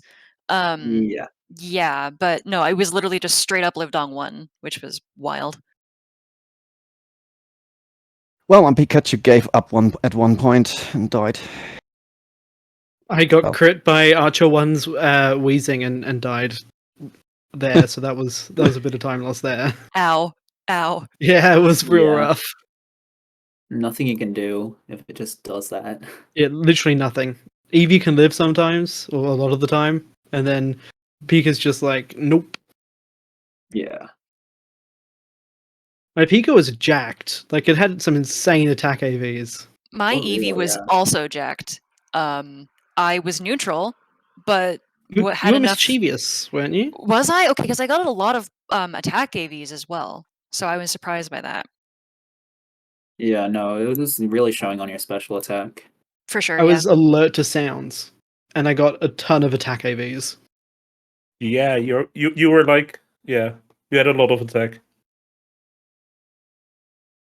Wait, you were alert to sounds? Huh. Okay. Yeah. Gotcha. So yeah, looks like, so just to kind of get an idea of what we got coming up, we actually have a race going on PSR TV 2, so we're probably going to be heading there right after this. We got King Trubs and Drywall. We also have Headbug, Pengy, and Pokeguy tomorrow, as well as Etiquette, Leggy Starscream, and Paging Sai. So, a bunch of awesome races this weekend. Check them out. We're going to be heading there quite soon, I'd imagine. And yeah, thank you all for watching. Hope you stick around for King Trubs versus Drywall. Any last words from anybody else? I will mark my PP items bigger to get lands. That's Arcanine, all the thing you I have never to say. know. Always deposit before catching a Chansey. Yes. Well, thank you for this great race, everyone, and see you in the next one. Yeah, for sure. Till next time, yeah.